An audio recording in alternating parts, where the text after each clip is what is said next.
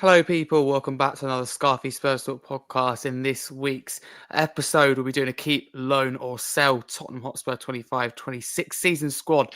We've recently done the 24-25 squad with just myself. So tonight we'll be joined by others to give their thoughts on the squad for next season as we prepare to give Thomas Frank the tools to compete in all competitions. So it should be a good one tonight. And we'll also, before that, go into lots of transfer news because today's been a busy day from incomings to outgoings news. So we'll just cover it all of it as we usually do. So thank you very much for joining us. If you're listening on a podcast platform, please do drop us a follow and a 5-star review. Listening on YouTube, get involved in the comments below and please do like and subscribe. But let's introduce tonight's panel. Firstly, Kyle, how you doing?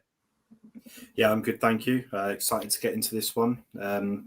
Transfer windows are never straightforward with Tottenham, so I'm sure we'll get into that. I'm just excited to get going. Absolutely. Thank you very much. Travis, thanks for coming on again. How are you doing?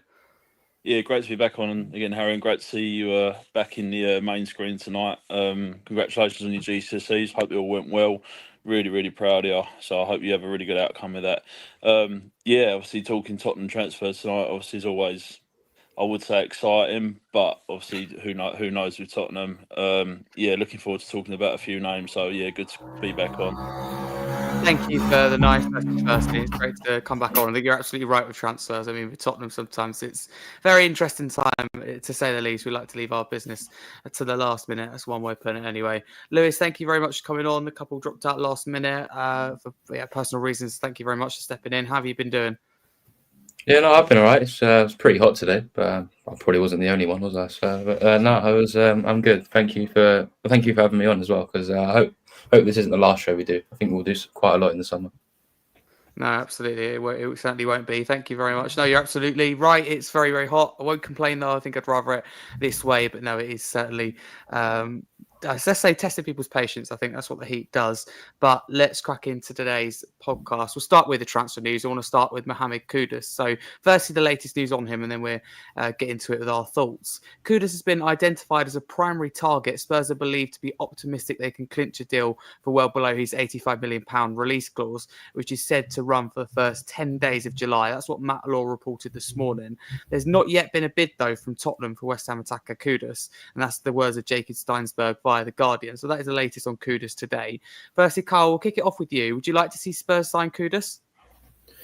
I think it makes sense because obviously he's quite a versatile attacker, which is something that we would probably need, especially because, we never really seem to have like a full squad, especially towards like the midpoint of the season. He had a bit of an average season with West Ham, but it's kind of you have to take it with a bit of pinch of salt because West Ham did underperform massively. So it's a kind of a case of, is he a product of his environment where everyone else is average around him, so he's maybe not been able to perform the best that he can. But I mean, we've seen the season before that and as well when he was at Ajax what kind of player he can be. So I mean, if Thomas Frank can get him up to those heights again, then he seriously improves that front line for sure. Yeah, thank you. Lewis, would you say Kudus is a good alternative to Eze, to Semenya, to Kudus, to Simmons rather? I would say he is a good alternative, yeah. But I think one thing I say when I do transfer shows is that if you want to compete, you don't want to go to the alternative because you can't afford the main player that you want. You want to, for instance, you want to sign, like if our top target is Eze or our top target is Mbeumo, you go out and you go and sign that player. Don't always look to the alternative. That's something we always do. And that's the problem with this signing to me. I don't mind the signing. I think his release clause is way too much for the player he is. Wouldn't go anywhere near him for 80 million. I'd say if they could bring it down to 50 or so million, I'd be happy with the signing. But I'd say 80 million is too much for him. Again, I think it's an alternative to someone like an Eze or someone like an Mbeumo, who Thomas Frank would probably prefer. And it's not you don't get anywhere with signing the alternatives. If you want a player and Thomas Frank identifies a player, you go out and you do everything to sign that player. If Kudus is that player, then go and sign him. If he's not, do your best to sign an Mbeumo or do your best to sign an Eze, is what I'd say about that. Travis, can I ask you, do you think this has, like, I don't know, Daniel Levy written all over it. Maybe like trying to get like a cut price deal off his release clause and maybe opting for, as Lewis says there, that alternative, but maybe a little bit cheaper. If his release clause, Lewis mentions there, is very high, but it looks like maybe that Tottenham will try and negotiate a lower fee. Or is that being harsh, or do you think it has Daniel Levy written all over it? Yeah, massively. I think Lewis and Carl made some really good valid points there, to be fair. I mean, I like Kudus, and I think in the right team, being Spurs, I think he would thrive. I think he played in a bang average, maybe under average West Ham team last year, and I think he was probably one of their best players. Obviously, scored some really, really good goals. But again, as you say, Daniel Levy, he's absolutely renowned for going out to get an alternative. I mean, you look at when we wanted Pedro Neto, we ended up with Brennan Johnson. So the proof is in the pudding that he will go after an alternative. But I'd be happy with Kudus. I've got a lot of West Ham friends, and I always say to them, Kudus, he's absolutely phenomenal, and I could have seen him going Paris Saint-Germain or something like that, maybe Real Madrid, because I think he is a really good top target for a lot of teams. So I hope we do sign him. I don't think Lever will pay the 85 sell clause on him. And I don't think he's worth 85 mil. I think he's worth maybe between 50 and 60 at best. But yeah, I'd be happy with him. I think he's a good rotational player. So yeah, I'd be happy with him at Spurs. I think there's a lot of rivalry with Spurs and Tottenham anyway. So obviously to go and pinch one of their best players would be, fantastic, really. But yeah, I'd be more than happy with him. Okay, thank you very much, everyone, for that. On Romero, so firstly, you're going to go about the same way. We're going to give you the news, then get into it. So the latest news is that with Romero, that reports from Argentina insisting that Tottenham have agreed a fee with Atletico Madrid for Christian Romero are not true. Michael Bridge said that, followed up by Alistair Gold. However, Thomas Frank wants to keep Christian Romero at Tottenham this coming season. Those are the words of Alistair Gold today via Football London. Carl, again, I'm going to kick it off with you. Should Spurs cash in for Romero? If so, what's the price that you'd be willing to do so? No, absolutely not. No, I honestly think we should be building the defence around him, supplying, especially that right back slot where, if Porro's injured, Spence plays there, or maybe Spence stays on the left. I think we need to invest in the defence around Romero. To be honest, I think it's an absolute embarrassment. The offers that we've seen speculated that Atletico are willing to pay, especially if you compare that to the sale of Quansah to Bayer Leverkusen. I think it was 35-40 million. If Quansah's worth that, I know obviously contracts play a big part in a player's value. But if Quansah's worth 35-40 million, then Romero's easily worth 80. He's easily worth double Quansah. And I think the price that Atletico are trying to sign him for is absolutely ridiculous, and we'd be stupid to accept anything near what they're willing to pay. Yeah, okay. That's a good shout. Thank you very much. Travis, can I ask you on Romero, is there like a price that you'd be, I don't know, maybe willing to listen to offers or willing to accept if you were Tottenham? I think Carl was completely right there, to be fair. I think he's probably worth 80-90 million. But I think that obviously Daniel Levy will obviously try and get as much as he can for him. Obviously, if he was to go to Atletico, I can see why he would go to Atletico.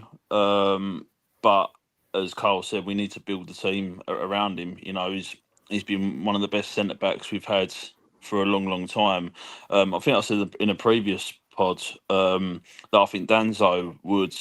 I know we haven't seen too much of him, but from what I've seen personally, I think he's an absolute machine. I think he's fantastic, and I think given that opportunity, if Romero did go, I think he would. I wouldn't say he's as good as Romero, but I think he'd give a really good go, and I think he would be able to kind of fill his boots in a sense if he was to go. But yeah, as Carl said, if Gerald Quansah's quoted at whatever was he quoted 30 million, Gerald Quansah. Yeah, 30 million. So if he's quoted that, and you've got Christian Romero, one of the best centre backs in the world, he's 80-90 million. But I wouldn't want to see him leave Spurs. I think he's helped the team out an awful lot last year, and I think he's probably one of the best centre backs since Jan Vertonghen and Toby Alderweireld, if we go back that far, that we've ever had at Spurs. Because you mentioned it there, on a side note of Quansah, I find that a really interesting deal. I think it's one of those deals that are really rare in football, where I think both teams actually get a really good deal out of it. Liverpool get that, kind of 30 million for him. They've also got a buyback option. They also could receive 10 million add-ons, but also, the club buying him, I think to get him for 30 million is probably quite a bit. But there's 10 million in add-ons as well. That is quite a bit, but they could get potentially more. Buyback clause is I think 65 million. So they could, if Liverpool want him back, that buy clause, they made sure it's a lot higher than what they paid. So I think overall that's a really interesting deal, and the one that I think comes a bit of surprise. I think Liverpool will be keen to find replacements. Lewis, I'll come to you. Would you say that Romero is world class and we should be building the defence around him, like Kyle said? He is world class. I mean, it's on his day. I mean, he some games, I'd say he's like one of the best centre backs in the world. And I say this to my friends, and I get laughed at. I've said it numerous times. He's top 5, top 10 Premier League centre back, and they go, he doesn't even make top 20. And I'll go, are you joking? I've had enough of it, because honestly, he's quality centre back, and I love him. But the problem I think we've got is that I don't know if he. I mean, if he wants to stay, I want him to stay by all means. But it's if he wants to leave, because if there's a time for him to leave, it probably would be now. And Diego Simeone is just an ideal manager for him. I mean, in all honesty, he suits Atletico Madrid down to the ground. So I could see why he would want to leave. But I wouldn't take less than 80 million for him. I mean, the offers that have been rumored, 35 million, is less than we paid for him. And we've improved him as a player. He ended our trophy drought. He was man of the match in the Europa League. He was pivotal to that Europa League run. Him and Van der Ven were the main reasons why I see us winning it. So the fact that they've offered lower than we paid for him is just ridiculous. And I mean, he's a World Cup winner as well. He's won everything he could win with his national team, and he was crucial to that as well. So it just shows how good of a player he is. And yeah, I mean, I think he's one of the few players in our squad that I would deem keep at all cost player. But if you get 80 to 90 million, I would reluctantly say yes. That's interesting. Kyle, would you say that Romero is one of the best centre-backs in the world? Where does he kind of rank among the best? I would say ball-playing wise, I think you'd find it pretty hard to replace, the kind of his on-the-ball ability. But obviously, I know that there's probably defenders that are better at out-and-out defending inside the box. But for what we like from Romero, where, he steps up and that splitting pass of the midfield into the final third or the middle of the pitch, I don't think there's many other centre backs that are as capable as what he is on the ball. Which I think that if we did let him go, obviously there's not many defenders who I think in that department are better than him. But it's a case of kind of filling that loss as much as possible, if that makes sense. Kind of filling the void as much as possible. But I'd say top 5, I'd say. Honestly, I think he's top 5 in the world. Okay. Well, Kyle, what do you make of Atletico's reported valuations and reported offers so far? Would you say they're insulting? Yeah, definitely. Like Lewis said, they're offering less than what we paid for him in 2021. I know obviously he came off the back of being the Serie A defender of the season when he was at Atalanta, but he's definitely improved since then. He's not lost. He's not lost a final that he's played in his career. I'm pretty sure he's won every single one. He's coming into his prime years now. I believe he's only 26, 27. He's coming into his prime years now. I think it is embarrassing, how much they're offering, and as well that they've not been cheap in the transfer market so far. They've been spending quite a fair bit. They've got the money. I believe they just signed Baena. I believe that's how you pronounce it, for 45 million, which, I mean, different positions obviously, but you're not putting him in the same caliber of player as what Romero is. So yeah, I think it's insulting. I'd agree with you. Thank you very much. Lewis, I'll come to you. Do you think that, we have, again, briefly spoken about it, but and on previous podcasts as well, it's important to note, but do you think Spurs should do everything possible to keep Romero at the club? What does that look like, though, to you? Is it new contract with increased wage? Is it making him club captain? What do you think convince him to stay? I mean, I don't know if I think the players I think convincing a player to stay is trying to convince them that we will be spending money and improving the squad, because I think Romero would deep down know that this squad needs improving. I think a lot of players in the squad know that as well. But I think it's when you're a player and you sit back and you see your club not doing anything in the window, not investing in the squad, not going outside, I think that kind of dampens their mood and would maybe be a reason to move on, because they think, oh well, this squad as a whole at Atletico Madrid is stronger. So why would I not go there? I mean, it deems to him what he thinks. If he wants to go out and win league titles, would he have a better shot at doing that at Atletico Madrid? If he wants to win Champions League titles, will he have a better shot at doing that at Atletico Madrid? That's a factor to him. I don't know about club captain. I mean, if I'm honest, I think the way he led us in the Europa League final, I think was fantastic. I mean, if you say, I think in the first half they moved the ends that we were playing, and then he still ran over to we got switched ends, and he still ran over to away fans to do his team talk at half time. He then gathered all the players around before going into the team tunnel to have a mini team huddle before. That's the sort of leadership that was a big factor into us winning. So club captain could be on the cards for him if someone was to leave. It generally could be. I mean, that could help him convince him to stay. But I think maybe wages as well. Wages are a big factor in football now, and I think it's the biggest downfall to us not signing a world-class player is that we offer too low wages. And so I'm pretty sure Atletico Madrid would probably offer him a lot more wages than we would do.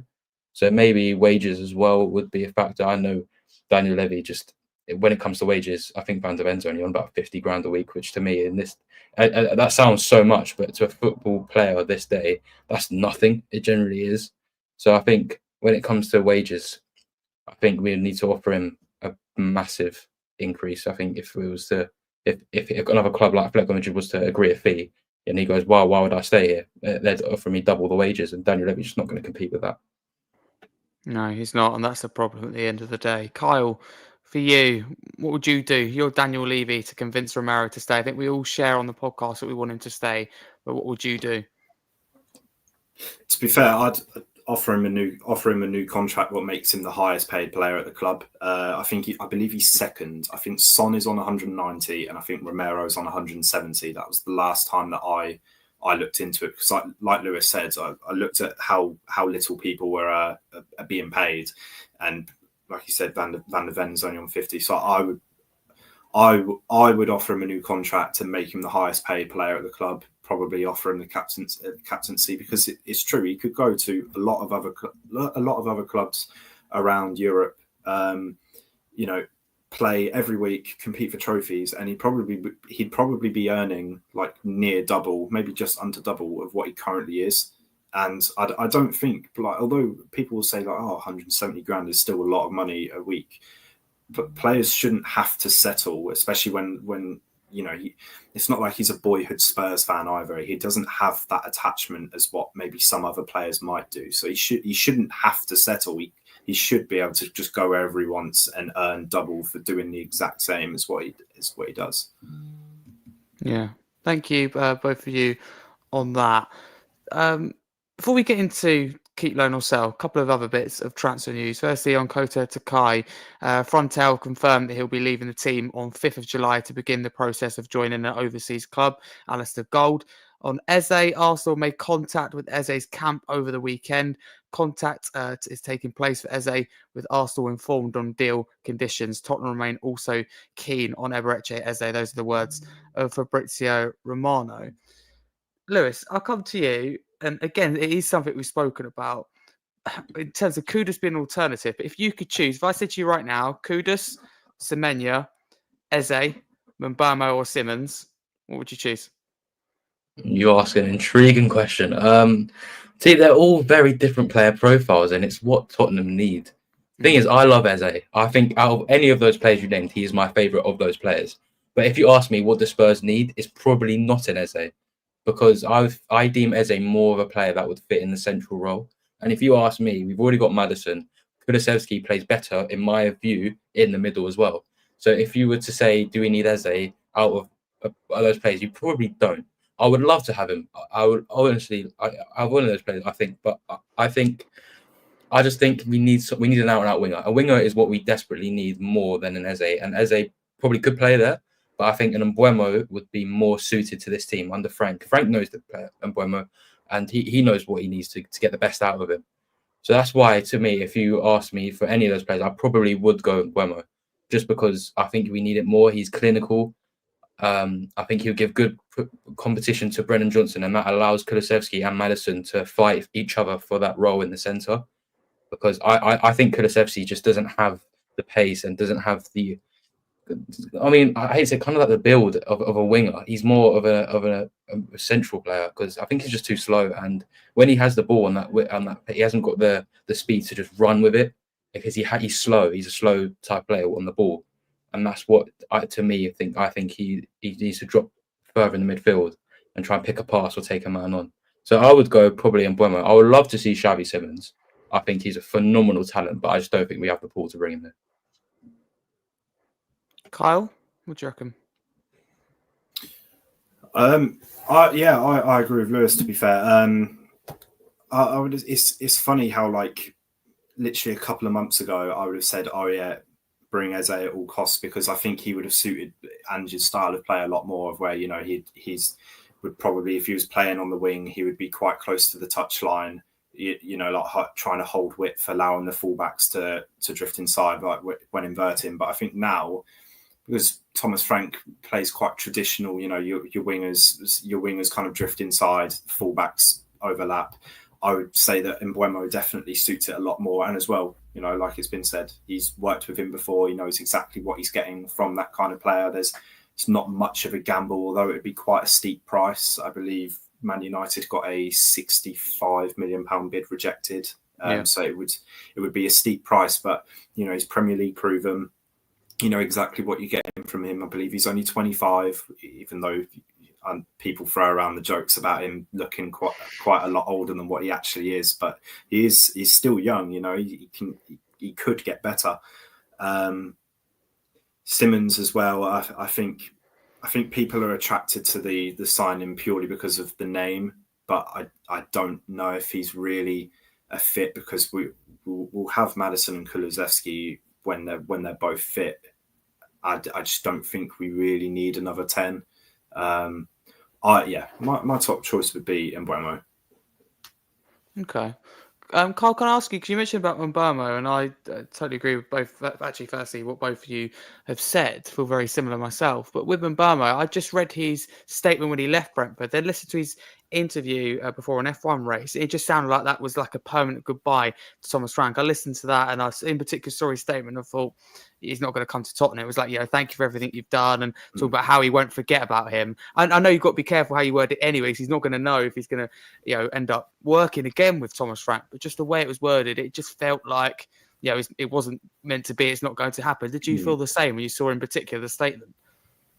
I haven't actually seen the statement, to be fair. I've not actually seen it, but I mean, if that's the case, and he's not wanting to work under Thomas Frank, then it kind of don't want to like make accusations or anything, but it kind of shows the player he is. If he's going to United, I know obviously we didn't have the greatest league campaign, but you know, United they finished low end of the table. They don't have Europe to offer.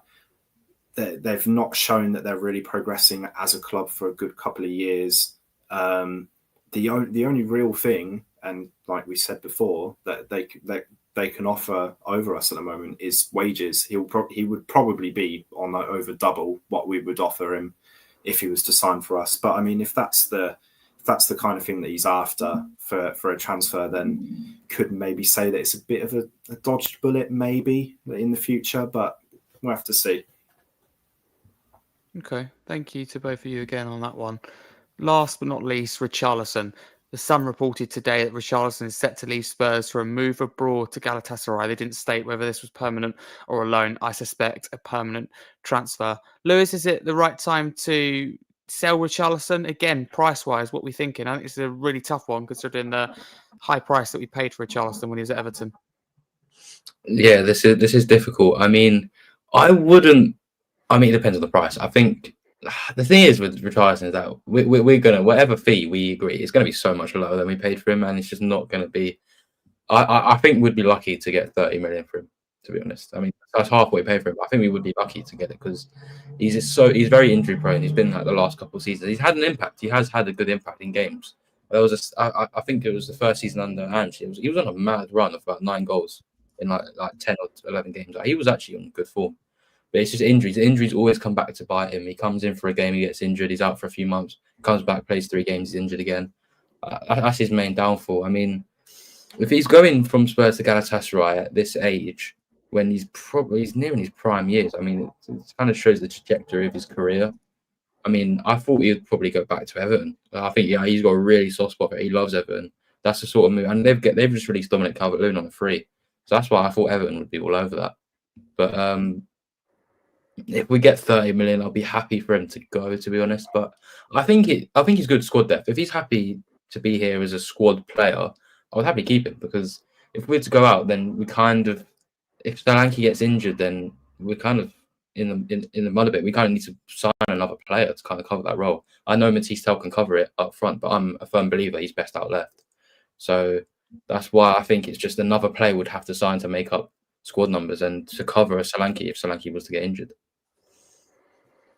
Kyle, do you think Richarlison's future depends on, as Lewis mentions there, whether we can bring in another striker? Yeah, I mean, like Lewis said, he's been quite injury prone the last couple of years. He only played 22 times this season. That some of those would have been coming off the bench as well. 7 goal contributions during it. I think, you know, availability is the best ability, and especially considering that Solanke was injured for quite a while as well during the start of 2025. It was around like February time. I think January, February time he had his injury. It's only going to hinder the squad not having your backup striker available when the main striker isn't there.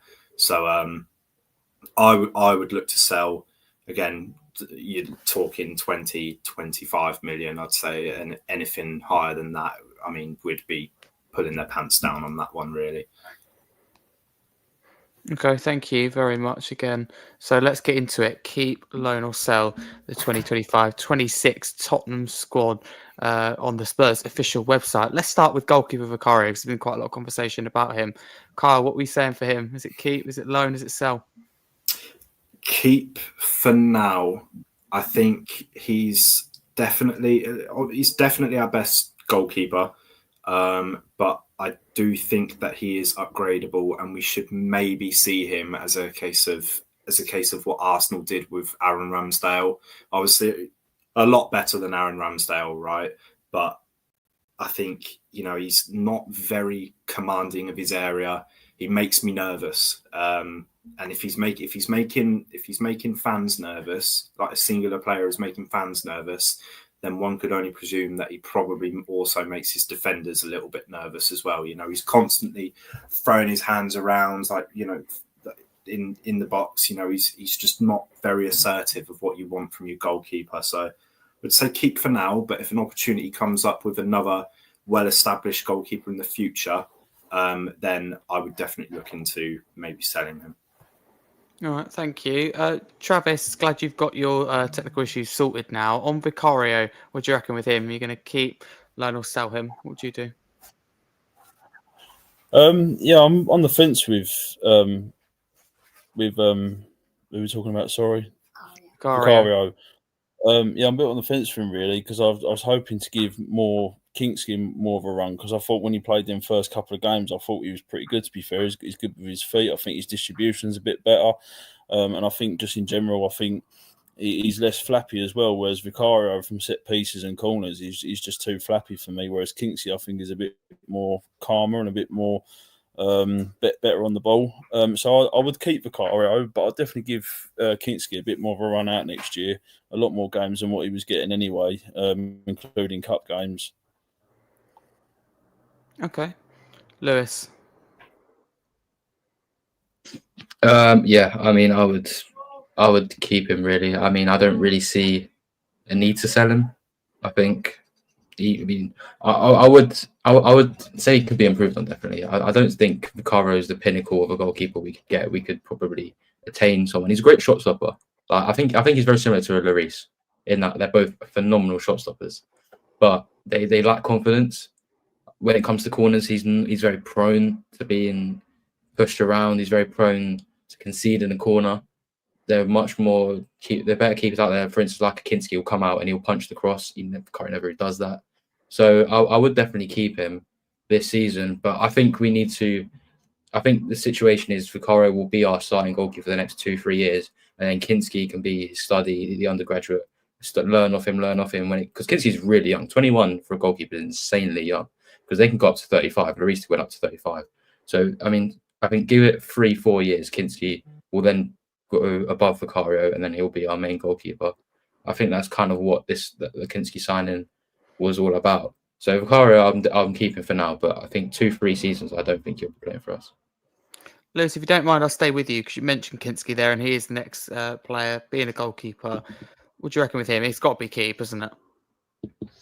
Yeah, it's difficult. He'll be our. I mean, I don't know how Frank works cup competitions, but to me, he will be our cup keeper. He'll be early rounds of the Carabao Cup, early rounds of the FA Cup.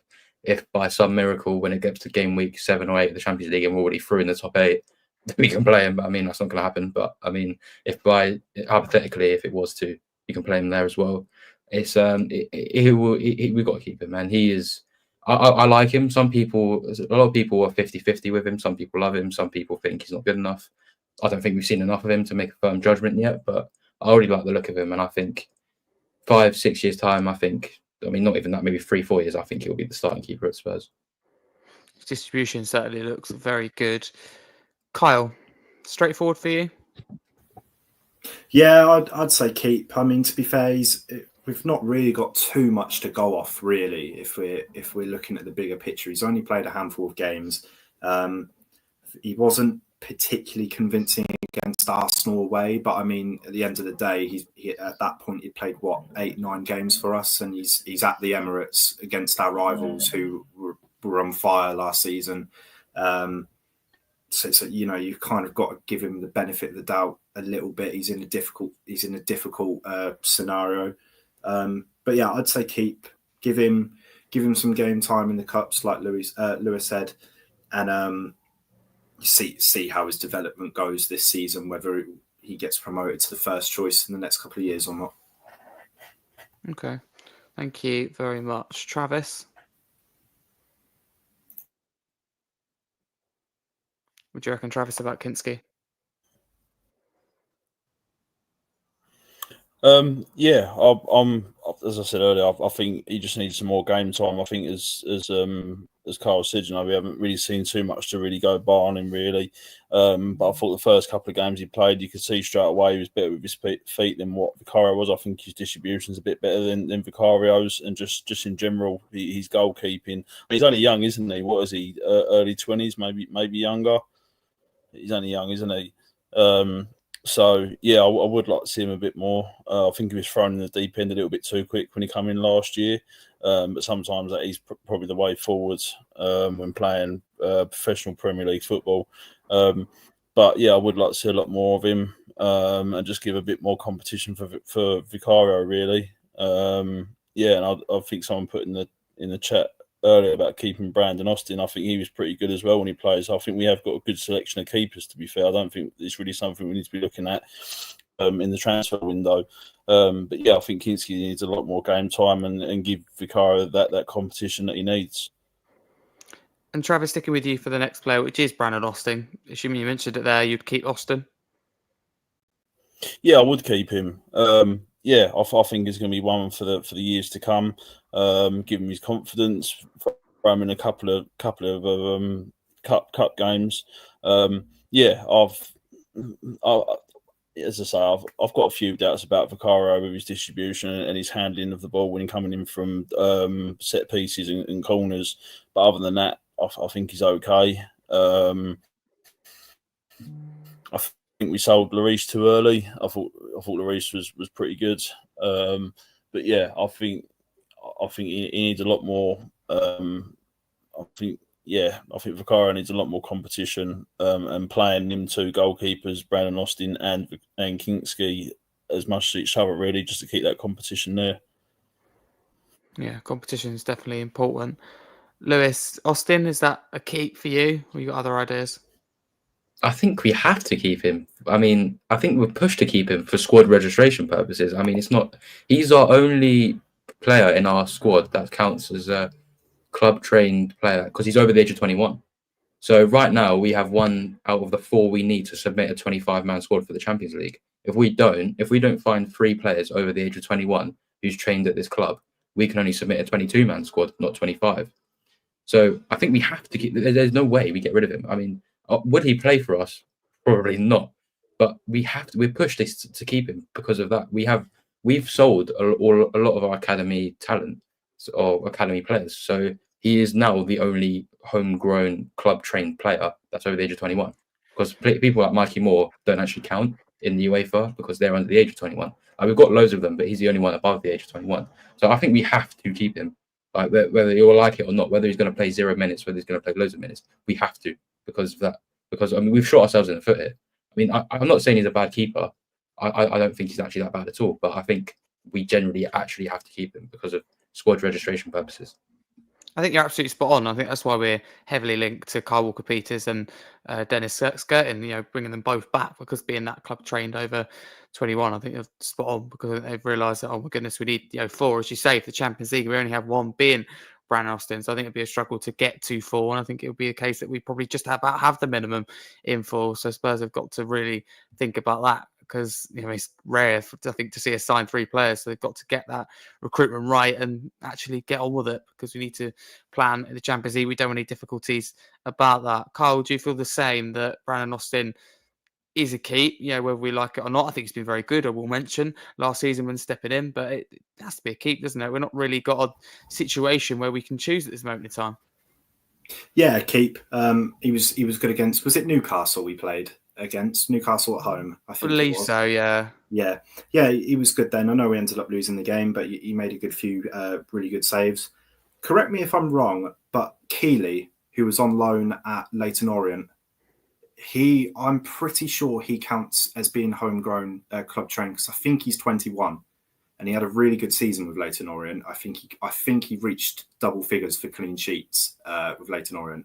Obviously, we don't know about the golfing level of the leagues, but I think he's achieved more than what Whiteman did during his time at Tottenham. He was on the bench for years and barely played any games. So if it's a case of where he sits on the bench and just kind of fills out quotas for club trained registration rules, then so be it. But I think that's another one that could also maybe help us in the future as well. I think you're right about Keeley. However, Spurs on their website, on other pages as well, isn't registered in their 25-26 squad.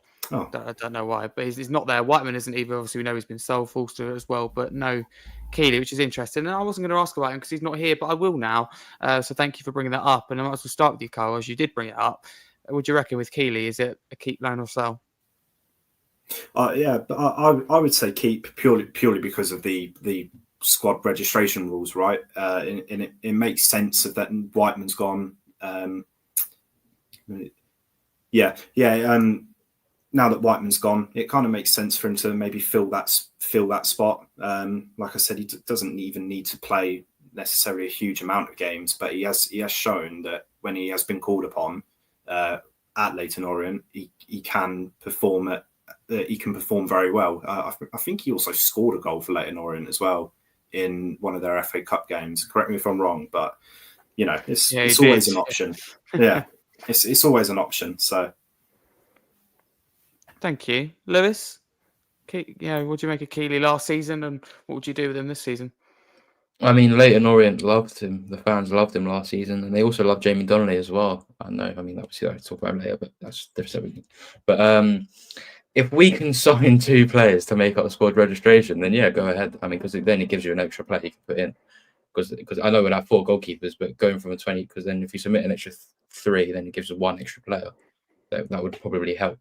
But it depends. If we don't find the players that would submit a 25-man squad, so then we'd have to submit 22, then I would loan him out.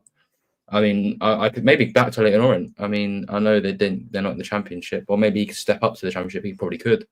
Maybe a team that's in the lower lower side, or who's probably projected to finish in the lower part of the championship, it could probably help him out if they need of a keeper, starting keeper. So I'll look at the obviously with squad registration, then I could probably see him being loaned out again. It's what we do really. We always loan out these academy players, and we see him have a good season in one league, and then we try and push him up to the next. We always do it, and Keely's going to be a prime target of that, I think. Travis, Keely?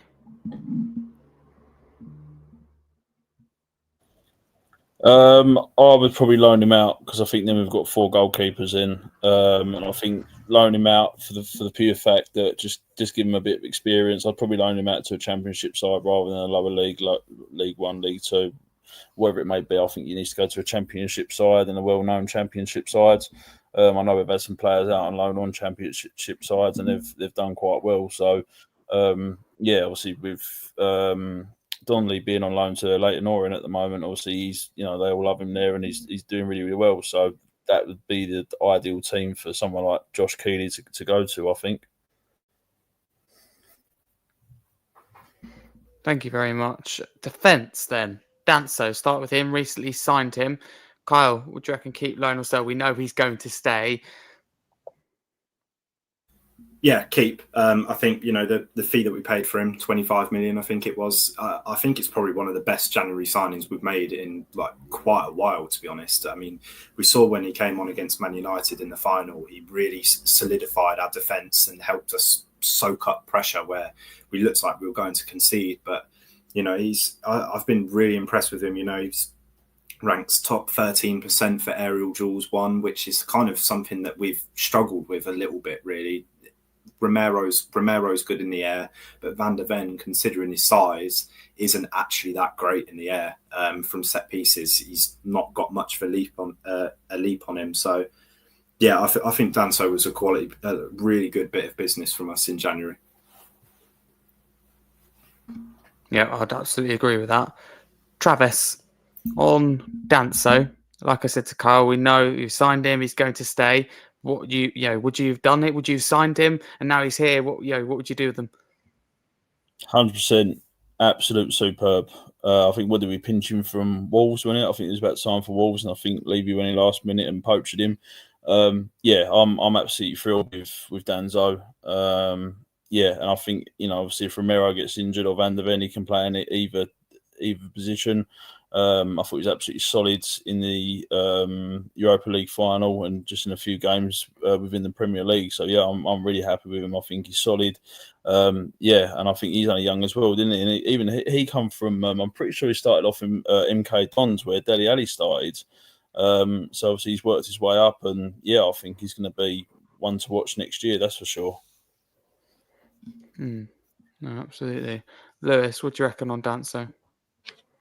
Yeah, I mean, just signed him, obviously, but yeah, it's a keep. He's a great squad player. I mean, if we were to keep Romero and Van der Ven, would he be in our starting best defence? Probably not. But I mean, I think he's great for just. I mean, we saw it last season. He filled the void when Romero and Van der Ven. Well, when it came in the Premier League, where we were obviously more focused on the cup competitions and Europa League, where we played a weaker team, he was getting loads of minutes. Him and Ben Davis. I mean, he even played with Archie Gray quite a few times as a centre back partnership, and he looked comfortable. He looked good. I see no reason to offload him. I mean, considering we just bought him, but he's a good player. I like him. I think 20 million. So yeah, I think that's a good Levy signing. I mean, that's one thing Levy's good for. He get a player for like a Danzo, a good squad player that would help, especially with Champions League as well. Like to give players like Van der Ven and Romero to keep him at rest, and it's not a massive dip in quality. So that's pivotal in the Champions League and the cup competitions. So yeah, 100% keep. Before we get on to the next player, a reminder to people listening that if you're listening after on a podcast platform, you can still get involved in the comments below and you can still have your say. If you're listening live on YouTube as well, we can see your comments, so please do get involved. Just going to read out a comment from Frank Ruque. We'll get into these players later he's mentioned, but I just think it's quite a bold comment. He says, I wasn't happy with the signings Ange brought in. I can't believe Spurs registered Matthias Tell. He was crap on loan, would sell. He'd also sell Dragusin, Udogie, Richarlison, Romero, he's a liability, and has also listed Vicario and Kulusevski. So that is super bold. Hence why I wanted to read it out. Romero's bold, and then Kulusevski, I think, is the main one for me that really surprised me. I get some people are on the fence with Bakari, even with Jackerson, but there's still a few surprises in there. So, but thank you, Frank, for getting your thoughts in. That's certainly a bold one. Sorry, I just had to read that one out. But the next player is Radu Dragusin. Lewis, I think there's probably going to be conversation here. There's going to be discussion. There's going to be split opinions. What's your opinion? I mean, I would love to say sell, but I think we haven't seen enough of him to make a firm judgment. I mean, look, I would be lying if I said there wasn't many times last season in the Europa League or in the Premier League where I was screaming at Dragusin because I was annoyed at him, or because he made a mistake, or he's just not, because he made the amount of times Archie Gray and him was a centre back partnership, and Archie Gray was better than him or made Dragusin look terrible compared to Archie Gray. He was an 18-year-old out of position. It was frustrating to me, but I understand that he played in a back three in his last team. I mean, and so it's hard for centre backs to adjust from a 3 to a 2. And I fully understand that. And he got injured as well. And I mean, look, I think this season I'll keep him for this season. This season is his make or break season. I mean, Frank, because you never know, with a new manager, there's opportunity. Thomas Frank might be sitting there licking his lips and going, Dragusin, I want you to be starting centre back for me. You have no idea what Thomas Frank's thinking. You might see him in pre-season, he might love him. I mean, we don't really know. So there's a lot of factors going on here into Radu Dragusin. A lot of people will say sell. He's been awful. I can see that point of view, but I think realistically we need to give him one more season. He's only been here since, I think, was it January 2023? I think 2024. 2024. I think. I'm sorry. I think it's one of them. It's January. I think it's January 2024. So it hasn't been long. It hasn't been long at all. So I think we have to keep him for now, but yeah, I don't know. I think with the centre back options we've got, I can't see him getting many minutes. But yeah, I think we've got to keep him for now because I just don't think we've seen enough of him. And I think we need Thomas Frank needs to have a look at his squad and assess before you sell. And if he needs to see him on the training field, he needs to see him in a pre-season match before he even makes a judgment. That'd be fair. Travis, on Dragusin, I don't think this is something we've spoken about on the podcast before. So what would you do with Radu Dragusin? No, it's normally about Eric Dyer. To be fair, I think Carl and Lewis made some pretty good comments there, to be fair, regarding Dragusin. I don't think we've seen too much of him to make a real kind of realistic comment on him, to be fair. But as Lewis said, you know, Thomas Frank might look at him and think, wow, I'll keep him. I didn't see anything too good with him when he did play. However, we don't know what sort of structure Thomas Frank's going to bring to the team and what sort of formation he's going to play, who he's going to have doing what. So I think we can only really comment on a player's capability then and quality then. We can really make a comment on what we really feel, because I think, obviously, whereas Ange didn't have a plan B, I think Thomas Frank's going to have a plan B and maybe possibly a plan C. So, yeah, but I wouldn't sell him only because of our injury crisis with our defence. I'll probably, as one of the boys said, I think it's a make or break season with him this year, and see how he gets on under Thomas Frank. Thank you, Kyle. Yeah, I completely agree with Travis, to be fair. I mean, one of the main things about Thomas Frank and why we're excited to have him is because he's very adaptive to who his opponent is. And I think I felt quite bad for Dragusin at times last season because he was the most anti-Ange Postecoglou centre-back we could have signed. Like, it just didn't really make sense when we signed him. You know, his underlying numbers, his pass completion, his actual on the ball ability just didn't really match up with the sort of profiles that we wanted and that Ange Postecoglou would have wanted from his centre back. So it was always a bit of a weird one, but he has had a few good games for us though, especially when we have been holding on to a lead. People like to clown him a fair bit, but he is very good at defending in the box. He's a very traditional defender. He is very good at defending in the box. You know, he's a big guy, he's strong, he's good in the air. He's a very traditional defender, and I think depending on our opponent, who we're playing and how Frank wants to set up, I'm sure he could probably have some use for us in over the course of the season. But like both the guys have said, definitely make or break season. If he has a season similar to the season prior, then I think we should sell. But do also have to remember that he will be coming back off the back of a ACL injury, and players do take a little bit of time to get back to their best after an injury that big. That's a good point. He'll certainly need a lot of time. Kyle, on Destiny Udogie, is it a straightforward keep for you? Yeah, absolutely. I mean, to be fair, he started the season, I thought, quite poor. It took him quite a while to actually kind of get back to the levels that we've kind of seen from him in his debut season.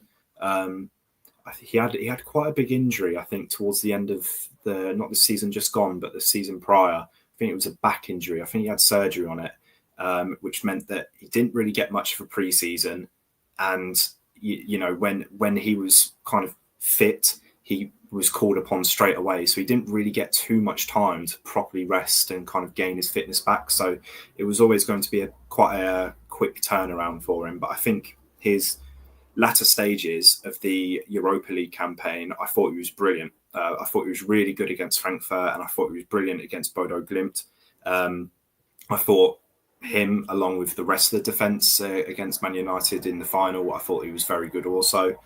So I'd be really excited to see him, how he performs under Thomas Frank, with the traditional fullbacks, not inverting, bombing up and down the pitch, and seeing what he can do in that tactical setup. Yeah, it'll be very good to see. Lewis, Udogie, I don't think there's going to be much discussion here. It's a keep, isn't it? It's 100% sell. I'm joking. No, it's a keep. I think he's one of the few fullbacks I've seen at Tottenham that can go forward and also defend at the same time. I think you look at, I know we'll get onto this fullbacks, but the modern day fullback seems to be good at either of them. They're either an attacking fullback or they're more of a defensive traditional fullback.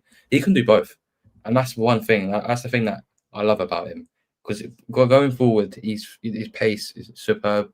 We saw it in the first season. He got goals and assists a lot in that first season. He was getting a lot of contributions, and the way Ange played suited him because he got so high, and and overlapping Son, he was brilliant at it. I mean, Udogie is 100% a keep, and it wouldn't surprise me if a team, clubs like Real Madrid, you just want every player in the world, but Destiny Udogie is someone they would probably love to have, and big clubs probably be stiff around him soon. I think when we snatched him off, can't remember the team name, but Udinese. Udinese, yeah, thank you. Also Udinese. Right. I was about to say Empoli and make myself look like an idiot, but I think we got a great deal when we signed him, and although he was more of a wing back because he played in the back three, I believe, and he was more of a midfielder when we bought him at Udinese, he slotted in at fullback perfectly, and I'm excited to see him under Frank, as Carl said, as more of a traditional fullback. So he's not running up and down and doing his hamstringing as much maybe as we would under Ange, maybe. And so I'd love to see him. I mean, he hasn't really had a full season at us because he was. I mean, I think he had a minor injury that set him back a few weeks in the previous season as well. And as Carl said as well, he didn't get pre-season because I remember the game against, I think it was Hearts' first pre-season game. We played Jamie Donnelly at left back. So I think a lot of factors going in, and now he's had a full rest in the summer. I think next season could be Destiny Udogie's best season, I think, in the Spurs shirt. Yeah, it really could be. I do share that. I think that Frank, when he was fit, got a lot out of Rico Henry at Brentford. Obviously, their left back. I think he was. Oh yeah, I was also going to say that. Sorry, Harry, I forgot to interrupt you, but I was going to say that the way that Thomas Frank transformed Keane Lewis Potter from a winger to a fullback last season. Yes. Left back, and he was superb, and that's the sort of thing I'm excited to see. Because he had quite a similar package to Keane Lewis Potter, like he was more of a midfielder as well. So I think this is I think under Frank, I think Udogie could really be utilised really well. So that's why I'm excited to see him. Travis, on Udogie, I assume it's also a keep from you. Yeah, he's been one of my favourite players coming to Spurs, to be fair. I think he's brilliant. He gets into the Italian national side every time they play, whether that's a cup game or whether that's a friendly. He's always there. yeah, he bombs forward. He knows how to track back. Obviously, if he's injured, Jed Spence will fill his space for the duration of that time that he's out. So yeah, I've got nothing negative to say about the doggy really. I think he's been absolutely brilliant. I think as Lewis said, he wasn't great at the start of the season, but I think I speak for every player here. Once Thomas Frank knows exactly where he wants to play his players, I think he could transform a fair few into really, really good players and playing them in their natural positions. No, certainly could. We move on to Romero next. We've spoken about him a lot, so if that's okay, we just literally just keep loan or sell without the reasoning. So Kyle, I'll kick it off with you. Definite keep. Thank you. Travis? Keep. Lewis? Keep. Would have been funny if said loan, but no, keep. Yeah, it would have been, wouldn't it, a loan? I wonder how that would look. Pedro Porro, again, I think this is going to be straightforward, but I get there's some that are frustrated with him. He certainly had his fair share of criticism last season, especially defensively. Lewis, is it a keep overall for you, though? It is a keep. I think it's the defending side of his game that I think is what he comes under fire for a lot, and it's what he will, because he's just not the out and out traditional fullback, because he's a very, very attacking fullback and he does it very well. I think we saw a few times he'd ping a long ball to Maddison and it would drop just right in front of him. I think he did it against Hoffenheim. I think he did it as well against Bodo Glimt, I want to say, at home. I think that diagonal pass is phenomenal. He's got a great cross on him. I mean, that Bodo Glimt away goal was definitely meant, surely. But I think I do love Pedro. He's got a passion as well. He's one of the few players in this squad that has got no affiliation to Tottenham Hotspur, yet the passion oozes from him. You can see it. He loves the club. He's so passionate. I mean, I was at the parade when he started singing. I mean, he was absolutely drunk out of his mind. But I mean, they all were. But again, he was doing chants with the microphone. Like he loves the club as much as some of our fans do. So yeah, I'd keep him 100%. And where you're right with the passion, that started before he joined Tottenham at the airport. If you remember with his interview, how passionate he was to come to Tottenham, and that's what you want to see from a player. And I thought he was great with Ange. However you feel about him, he wanted to make him included. He was very loyal, spoke very kindly about him, and I just really like that about a player. So I think spot on putting his performances aside. Although I think they're definitely getting a lot better. I think they were good anyway, but no, thank you, Kyle. Yeah, keep. I'm really excited to actually see him out wide where he's best, just pinging in crosses. Second to Trent, he has the most goal contributions for a fullback since his debut from joining us. I think he definitely suits playing out wide, and as well, Thomas Frank a few times has resorted to a back three and having his wing backs quite high, which I mean, with all the defensive issues that people have said about Porro, and rightfully so. There have been some games where his defending has been really poor, but it will kind of allow him to have that freedom, that attacking freedom. But yeah, I'm definite keep. He's definitely one of the players that I'm most excited to see this season under Frank. Yeah, I think a lot of people share that feeling with you, Travis. Yeah, keep. He's been absolutely superb. He bleeds Tottenham, which is very refreshing from a Tottenham fan like myself, and I'm sure the other guys probably agree as well. I'll never forget that thunderbolt he scored against Burnley in the FA Cup. I can't remember how many laps I'd done around my front room, but it was absolutely superb. And I was there. Oh, don't honestly. When that went in, I don't know what I'd done, but yeah, it was good. He's absolutely fantastic. Obviously, another player gets into his national squad. And just an exciting player. I think if we get that the set piece coach, who was obviously at Brentford with Thomas Frank, I think he could really get the ball rolling with Pedro, and another player. Just hope you make it exciting for the season to come, even more exciting, should I say. Next player is Jed Spence. I'm just going to drop a statement out here and let you discuss it and keep loan or sell. I think Jed Spence is better at left back. Kyle, I'll kick it off with you. Keep loan or sell with Spence, and what do you make of that? Definitely keep, but I think maybe due to the system tweaks of him not inverting, I'd probably say he's maybe more suited to a right back now, because he'd be, you'd want your fullback whipping the ball in on their stronger foot, whereas I think if he's on the left, he would constantly be having to either cut in or cross the ball with his left foot. But it's nice having a fullback that allows us to have that, like that variety to his game, can cover both flanks. It's quite a rare trait, really, from fullbacks. Really, you only really get out and out right backs and out left backs. It's probably one of the only positions where it's like that is their position and that's it.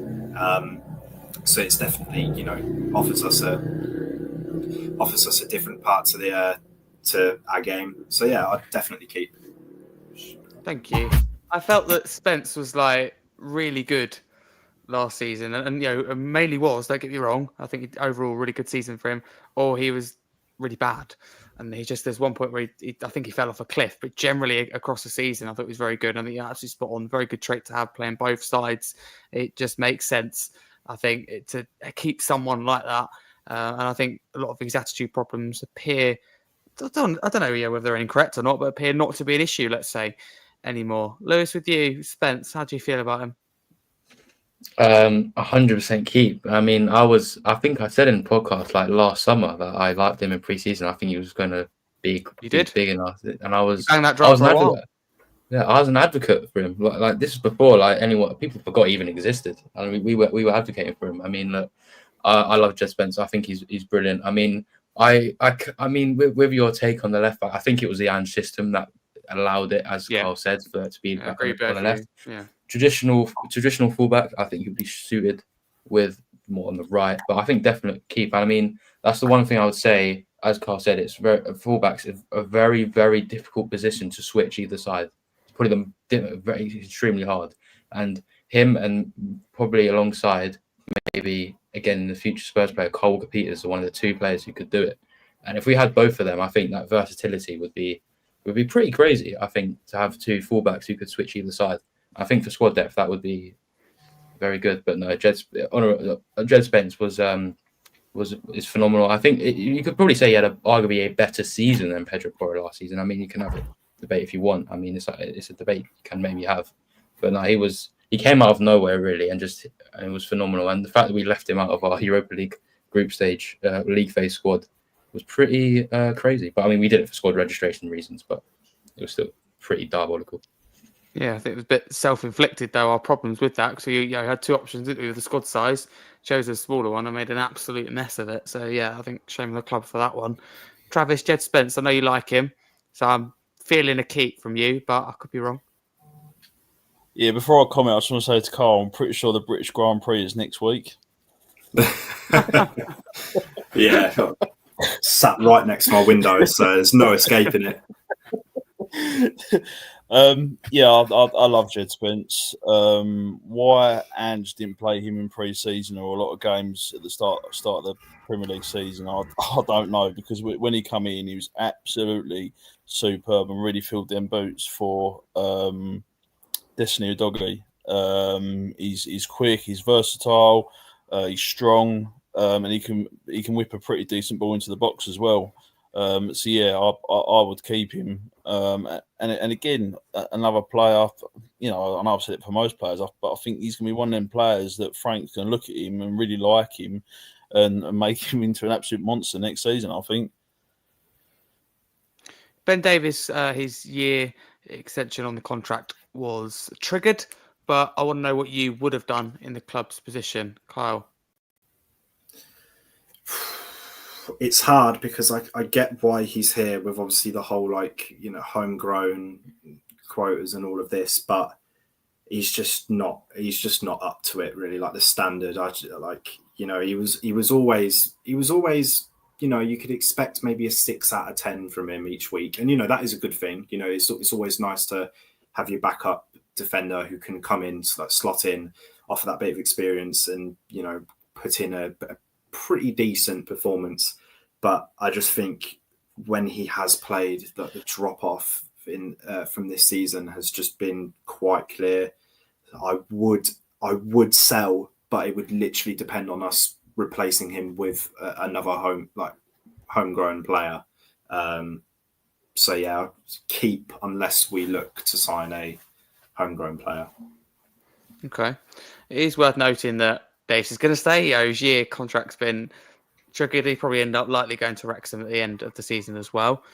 Travis, Ben Davis, how do you feel about that one? It's hard with Ben Davis because he's been he's been a dedicated player for 10 years now. I think he's been at Tottenham, and I think when he has played, I think you kind of see he is past his sell-by date, but he does always give 110%. So for me, I think it's just another player. I think we need to get off the wage bill and just see him on his way to Wrexham. But yeah, he's probably been one defender or one player in the team that I've never really criticised as much as what I have done previous past players, i.e. Eric Dyer. So yeah, for me, I would just let him go to Wrexham, or let him stay at the club and do his coaching badges or whatever it may be. Either way, I'll be over the moon for him. I really would. You make a good point. You make a very good point with the coaching badges, actually. Lewis, what do you reckon? Yeah, I mean, I think it's a keep. I mean, he's obviously not the levels of which a Premier League centre back would be at this point, because obviously he can't be playing fullback anymore. He's here as a backup left-sided centre back now. But I mean, he's reliable. I mean, you rarely see him make a silly mistake or put a foot wrong, which is something you'd see maybe a Dragusin do, or someone who's less experienced. Like he's reliable. He'll drop a 5 or 6 out of 10 near enough every single game, which is good enough.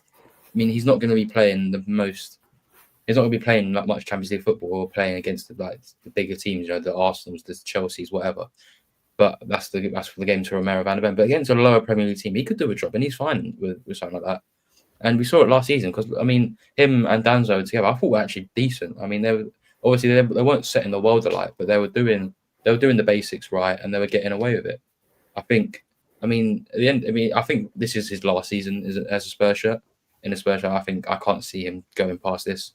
I mean, at the end of it, he deserves a testimonial. No, he's been here longer than 10 years. I will be turning up to a Ben Davies testimonial match. I think everyone should. Because, I mean, he's been here longer than, I mean, him and Son, I think, were the only two players present from, the Champions UCL 2019 final. Mm-hmm. I mean, he's a dedicated servant. He's never really demanded anything from us. He's never really been seen as a wild Spurs legend, or what a player Ben Davies was, gets to first name on the team sheet. He's never been like that. He's always stuck by us. He's always been a dedicated squad player. And I think, to be honest, he may go down as a Spurs legend at the end of the day. I mean, obviously, probably player quality of player, maybe not up there, but just as a dedicated servant, and was part of the Europa League winning squad. I mean, he's got to go down. I'll keep him. Definitely a servant, definitely loyal, and definitely a leader. I think that's all things we can agree on with Ben Davies. Whatever we do with him this summer, he will stay though. Next player, Ashley Phillips, reports that Tottenham could look to sell him, which I find puzzling in itself. But again, it's not down to me. Travis, Ashley Phillips, what do you reckon? Keep going or sell?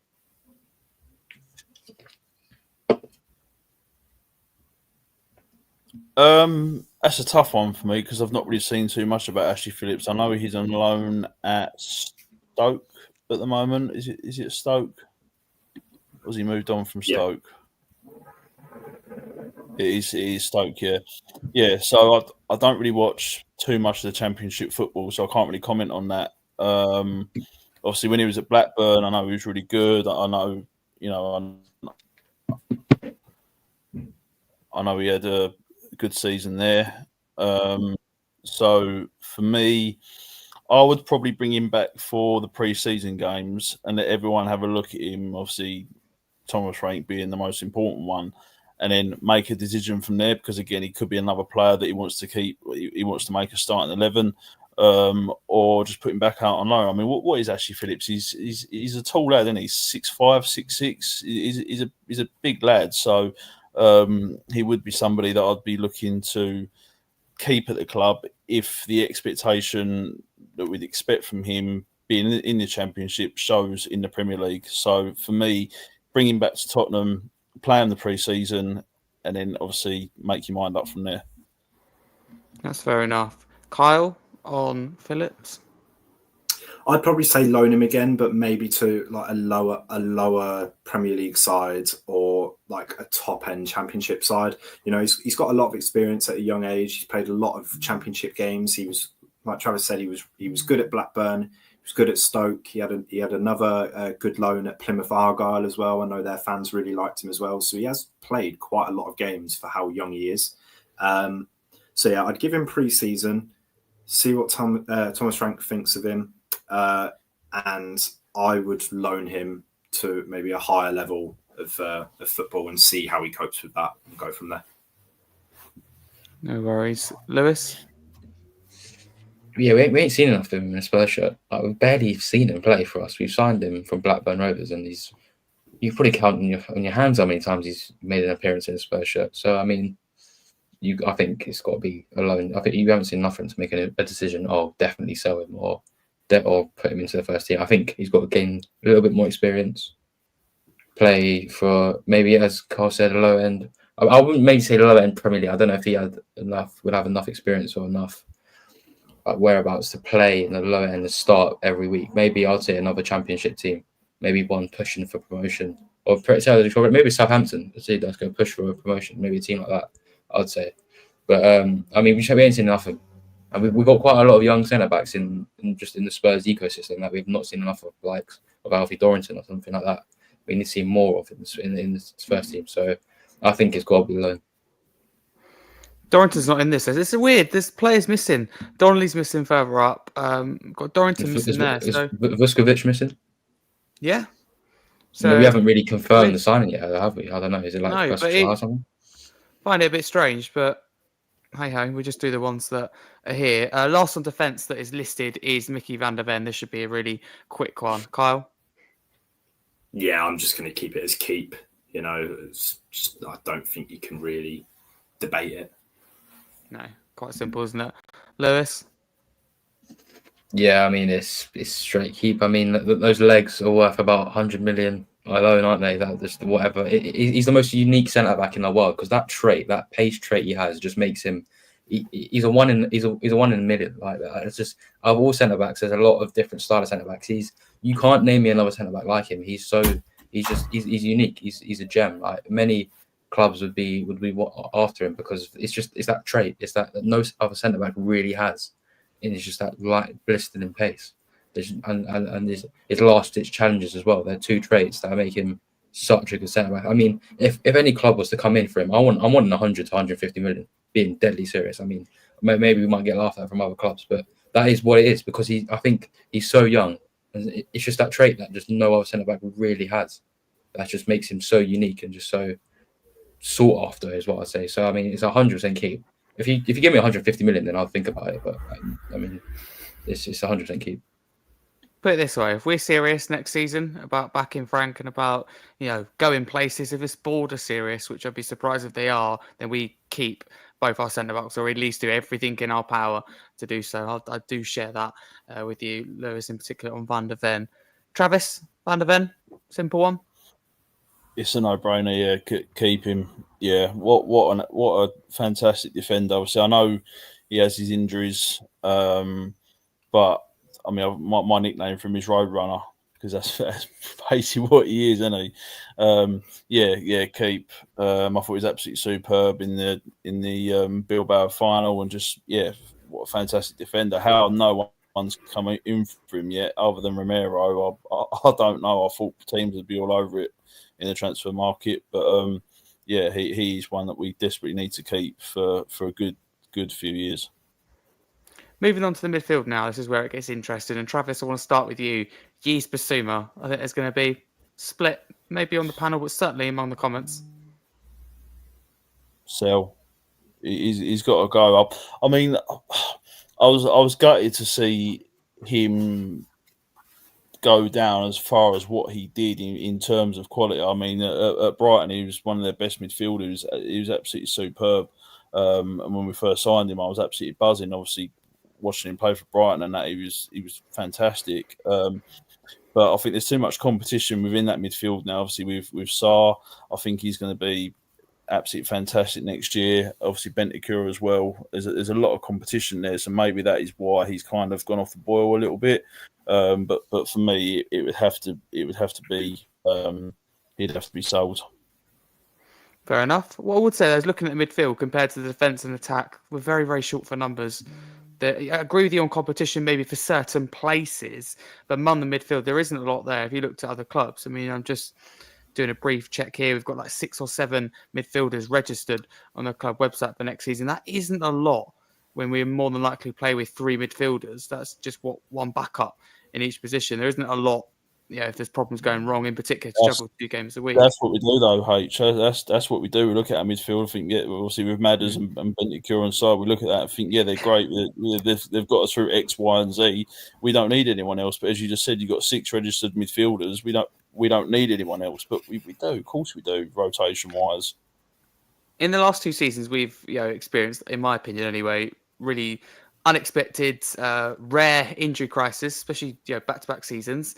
But you need to prepare for them. It's hard to prepare for something at that scale. I get that, but when you're sitting with a paper-thin squad, and then the club are looking at it and going, "Oh, why can't we juggle more than one competition?" Well, for me, it's absolutely no mystery. And I'm just going to quickly say, to get off my chest, I don't buy that Ange couldn't juggle more than one competition last year because he got to the semi-final of the Carabao Cup, and that's been a while before that has happened. So I don't buy that. I think it was a wafer-thin squad last season, and looking at it already, it's a wafer-thin squad this year, and the first part of the transfer window is already done. Other big clubs, top 6 clubs, are moving in and around us, and we're not. We're still haggling over who we're going to keep and what price we're going to sell them for.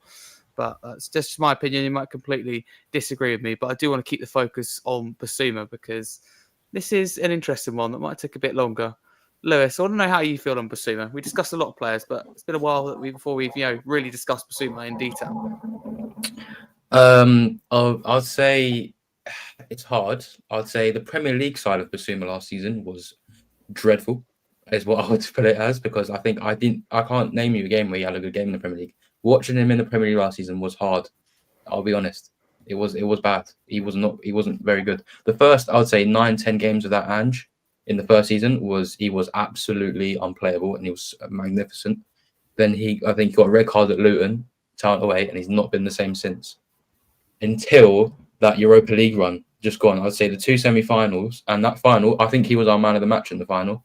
I mean, I know Romero got it, but if I had to give it to anyone, it would have been him. He was incredible in the final. And generally, that's kind of what's tipping the scales a little bit. Because before that final, I probably would have said 100% sell. But it's that I know you can't really judge a player off one game, but I just think he was incredible in the final. He was the enabler in that midfield, and he won a lot of his duels, and he was superb. I think he was incredible, and he allowed our midfield to be a bit more expansive, and he allowed Sarr and Bentancur to have a little bit more freedom. So, I mean, it's really 50-50 for me, to be honest. I don't know. I mean, I might just sell him, but I think it's really hard. I think it's just that Europa League. I think the case Europa League campaign was right in the last 3 games was special. It's a massive thing that has tipped me to kind of wanting to keep him. But I think we can improve on him in the longevity wise, because if he has another season in the Premier League like he did last season, then it's not good at all. But I think is that Europa League campaign, he was fantastic in the last few games of that campaign, and that's what to me might deem him keepable, but I might just sell him. Okay, Kyle. Yeah, I'd sell him. To be honest, he is probably the most frustrating player. Oh my God, the Formula 1 cars are back again. He's probably the most frustrating player that I've seen at Spurs in quite a while, probably since Ndombele, to be honest. His decision making and his inconsistency at times is just so bad. I mean, one that springs to mind is the mistake he made against Arsenal, where he was mucking around with it. Arsenal away this season, just gone mucking around with it in the middle, loses the ball. Trossard then gets it out wide and scores. I just think we need a player who's actually able to offer us good games every week, or maybe not even every week, but the majority of the time. It's all right to have an off game, but like his good games only seem to come around every 2 months or so. And it's just not good enough if we want to be fighting for spots higher than what we're currently at the moment. Okay, fair enough. The whole panel do agree on Basuma then. That's interesting. Maddison, vice captain. I think again this would be one that we all do agree on, but could be wrong. Kyle? Keep. I think he's been criticised a lot the last year or so. I don't know whether it's his off the pitch antics with his social media and stuff, constantly going for either Roy Keane or John Terry or pretty much any ex Premier League player at this point. But 22 goal contributions in 42 games across all competitions. It's not bad going, considering as well he's had his injury issues too in a depleted squad as well. I think he conducts himself very well in interviews as well. He's very honest. You don't really see that a lot with players. It's the standard PR answers of like, we feel sorry for the fans, blah blah blah. We're trying harder, but he's very honest, and it's quite refreshing to see. So I'd say keep. He offers that experience as well to the younger players, and you can tell that he's a big voice in the changing room. Like he's a big personality. I like everything about him. I agree with you. He's classy on and off the pitch. I think you realise that as the season goes on. I think last season. Travis, James Maddison. We could keep or loan or Keep sell. Yeah. Yeah, keep him. Yes, of course. He pulls the strings in the midfield. I don't know. This is quite a controversial answer, but I don't know if I would have him as vice captain. I've got a lot of opinions on vice captains and captains. I think they should maybe change. They say don't change things that aren't broken, don't fix things that aren't broken. But I think for me, one of the players is wrong within that department, which for me would be. And as much as I love the man, and I really, really hope we keep him, is Sonny. I think it probably needs to change in that aspect. What would you do? Who would be your captain and vice captain? Don't worry if you don't know, but just out of interest. I would probably move it to the likes of Dominic Solanke, and I'd keep Romero. Okay, that's a decent shout. I didn't even consider Solanke, so that's an interesting one. Thank you very much. Moving on to Archie Graves, I think we're going to agree on Maddison. Lewis, I'll kick it off with you. It means a keep for you, surely. Yeah, it's a keep. I mean, a lot of people I'm just rival fans would say he didn't have a good season at all, or whatever. I think he had a great season. I mean, yeah, he didn't really have any stand-up performances, but he was just filling in positions he'd never played in before, like a centre back, or he'd play left back, or we rarely saw him play in that midfield role, which is where his natural position is, and he still had a good season. I think his versatility at such a young age is actually ridiculous. And I think what brings him down is the fact we pay 40 million for him, which is a lot for an 18-year-old, but I think he's already worth close to 60 now anyway, if the club was to come in for him, if not more. So, I mean, 100% keep, great versatility, and I hope under Thomas Frank he gets played in his natural position. I think he'll flourish. Grove's a player that can really improve under Thomas Frank, isn't he, Kyle? I think I'll share that with Lewis. Yeah, absolutely. And as well, remember, we hijacked him from Brentford as well. Thomas Frank wanted him. So he must have had a plan for him when he was the manager at Brentford. So what's to say that he now also has a plan for him with us? You know what I mean?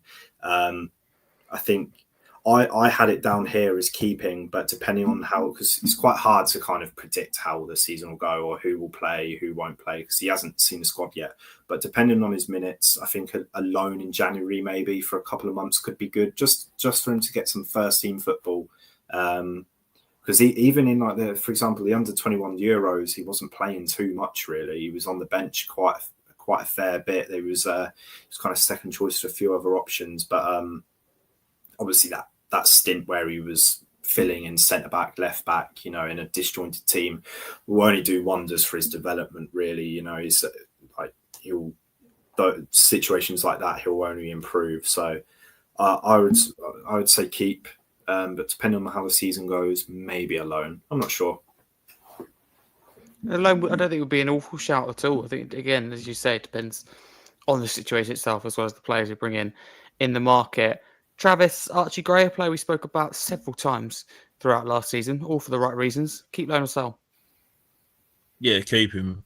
I think he's one for the future. I also watched him for the England under-21s the other night, and I thought it was absolutely fantastic. I think he's a very calm, composed, very mature 18-year-old.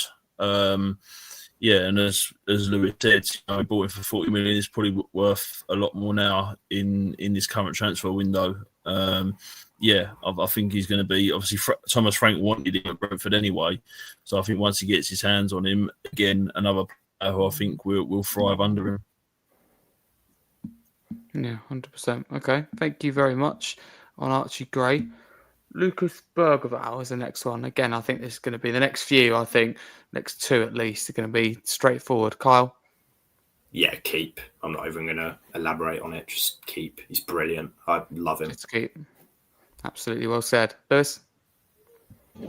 Yeah, keep. I mean, this is very standard procedure. I think he's got so much energy. I mean, he's always pressing. I think he's opposition midfielder's nightmare. He's always on you. He's pressing you. He's got so much to give.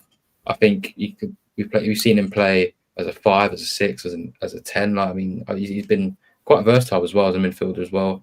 Him and Archie Gray are the future midfield partnership of this club. I solely believe that. I think I want to see them for another 5-6 years, hopefully.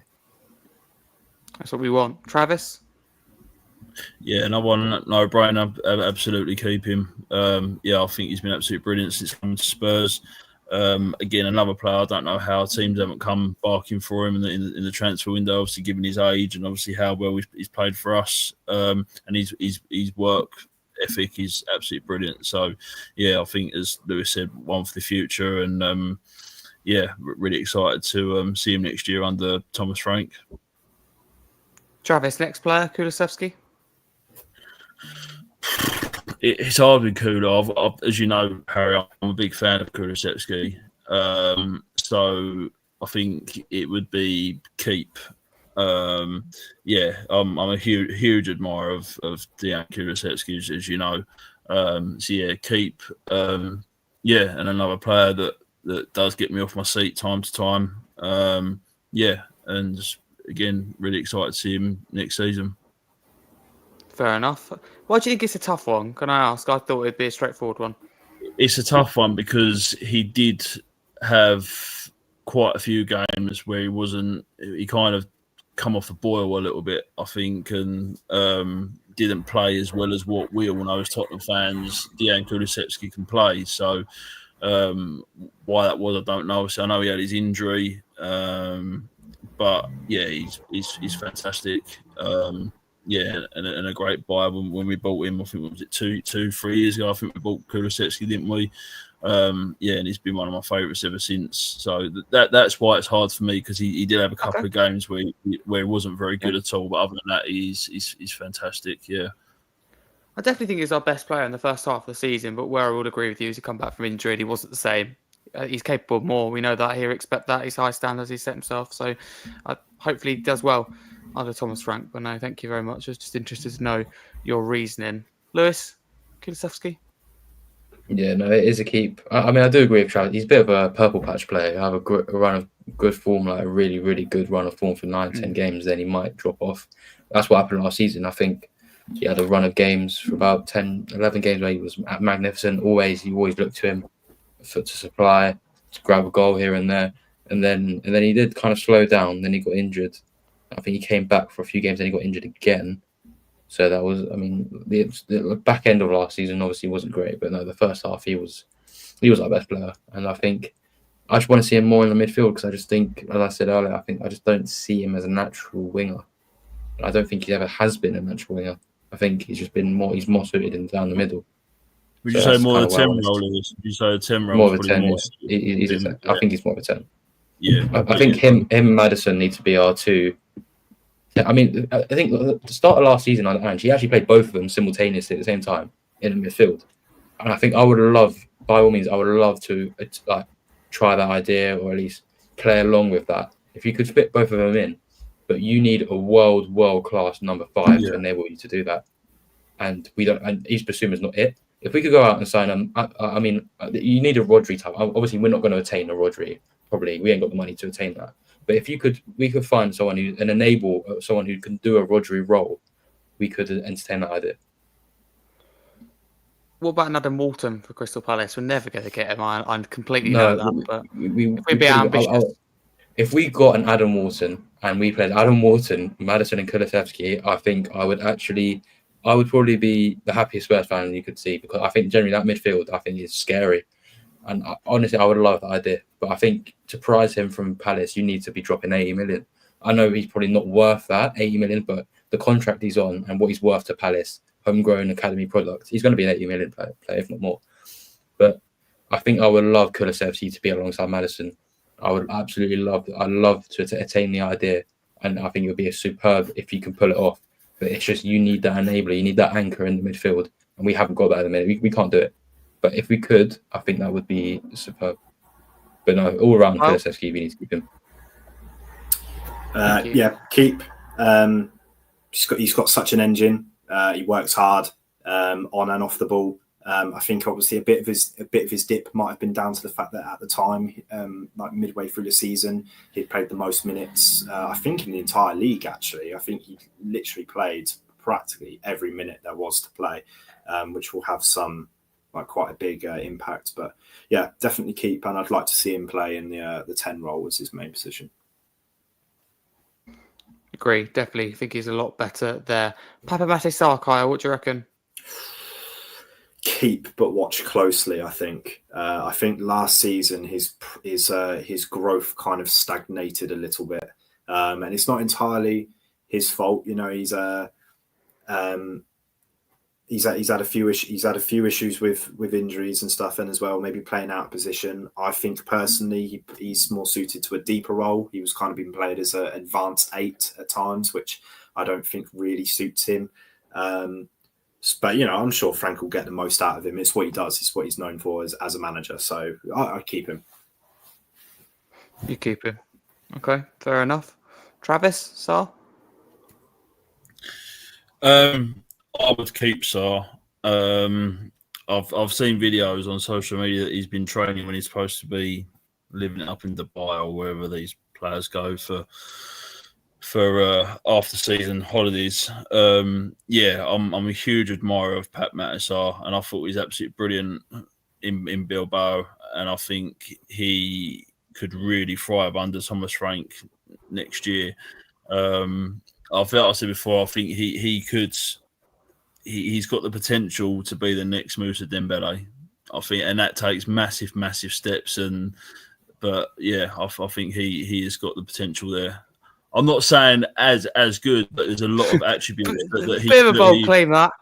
Whoa. No, I'm not saying as good as Moussa, but he's got a lot of attributes that could make him that way. No one will ever be as good as Moussa Dembele. Let me make that clear. But he has got a lot of attributes, and I think he's quite a powerful player.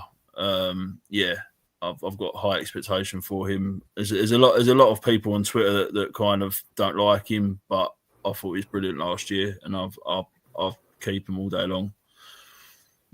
My question would be, and I like Sar, to be clear. I think he's handy box-to-box midfielder, energetic, that he will grow and improve under Frank. I do share that. But what does he bring to the table? What's his special characteristic that defines him and makes him stand up from the rest? For me, you have a lot of players that have that, what is SARS apart from energy? And sometimes the energy works against him because he'll bounce off players on the floor or he'll give away a foul where he's just got too much of that, I suppose, adrenaline or energy. So my question would be to you, Travis, is what it does SAR bring to Tottenham that, I don't know, someone like Bentancur doesn't? I think, I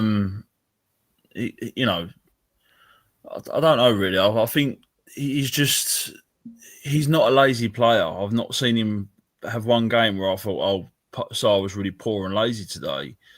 I mean, obviously people might think differently. I don't know, but I like him a lot, and I think he's just got a lot of quality going forward. He'll track back. He's just one of them players that will run his legs off for 90 minutes.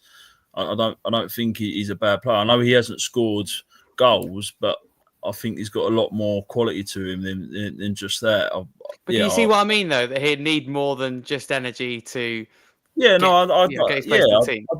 I get that, but he does hold the midfield line when he comes on. I don't think.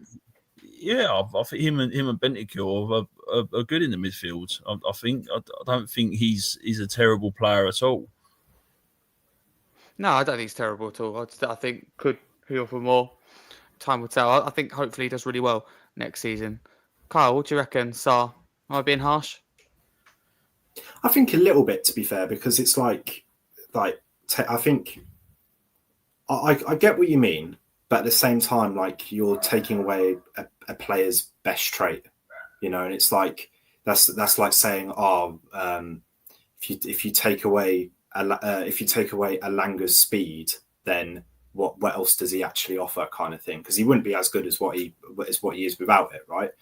But as well, I think he's got a very unique frame for a unique build for a footballer. He's tall, he's very skinny, he's quite lanky. He's just a bit of a nuisance, with interceptions and battling with the ball in the middle. I don't know how to explain it, but I think he's quite a unique profile because he doesn't look like your typical footballer, if that makes sense. I don't know if I've explained myself very well with what I mean by that, but no, I know what you mean, Kyle. Yeah, that's good. Yeah, you're on mute, H. You're on mute, Harry, mate. Thank you. Sorry, Lewis. What do you reckon? I think Kyle, you put yourself across well. The thing is with Sarr, it's interesting because if you look at his passing ability or his dribbling ability or whatever, it's not none of his game is really it's nothing incredible. It's just kind of just above average in all departments, sort of thing, which is fine. But it's just he doesn't have, as I think we mentioned, doesn't have a standout quality or something like that. He's not insanely quick, or he's not. It's his stamina and it's his ability to just run, cover so much distance, cover so many miles. That I think that's his probably standout quality as a midfielder. Because I don't see him being a amazing defender or great holding midfielder, an anchor. I don't see him being a brilliant passer of the ball. I don't see him being a great finisher. I don't see him being these qualities on the ball qualities. I don't see them being that great. I think he's a decent player, but I think for instance, Bentancur is a better version of him as a box-to-box midfielder. I mean, I would keep him, but I just think there's nothing really about his game that screams this is amazing. Bentancur's got more experience. So obviously, he played for Juventus. I can't remember where we got Sarr from, but I think that's we got Sarr from Metz in France.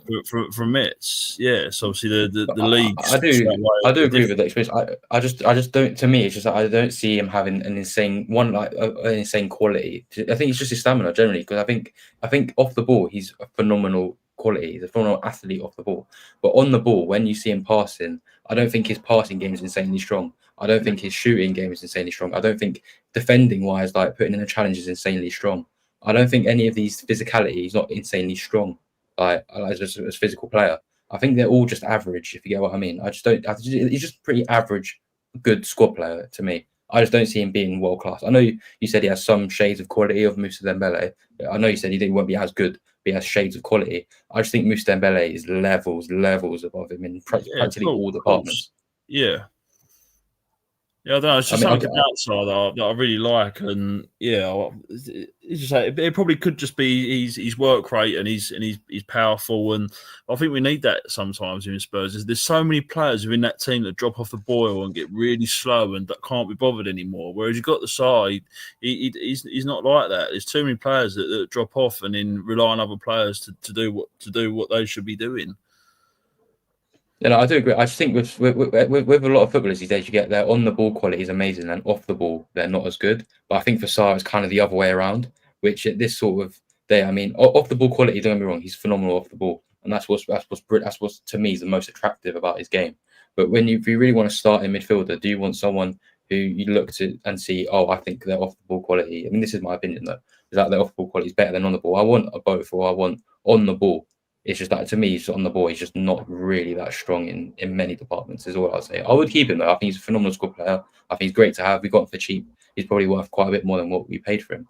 But I just think on the ball, we could every midfielder we have probably has a better or stronger quality than him. It's like Sean Hull's just put there that he's a good ball carrier, and he is. Yeah, I would say maybe he is good. Yeah, I would actually agree with that. He is a good ball carrier. But I mean, I think that's kind of as far as I could throw him, really. Let's whiz through the remaining few. I'm conscious of time. Kyle, Alfie Devine. You're on mute. Sorry, I didn't think I muted myself. It must have been when I was turning my light on. Sell. I've not seen too much of him, but it's like, you know, he was on loan at Westerlo with Vuskovic, and Vuskovic grabbed the headlines kind of thing. I think Alfie Devine, by all accounts, it kind of seems like quite a meh loan. You know what I mean? And I think just some players just aren't cut out for it. I mean, at Plymouth as well, he wasn't very great either. To be honest, I know their fans didn't really rate him like they did with Ashley Phillips. So yeah, sell. I think Sheffield are interested in him though. Lewis.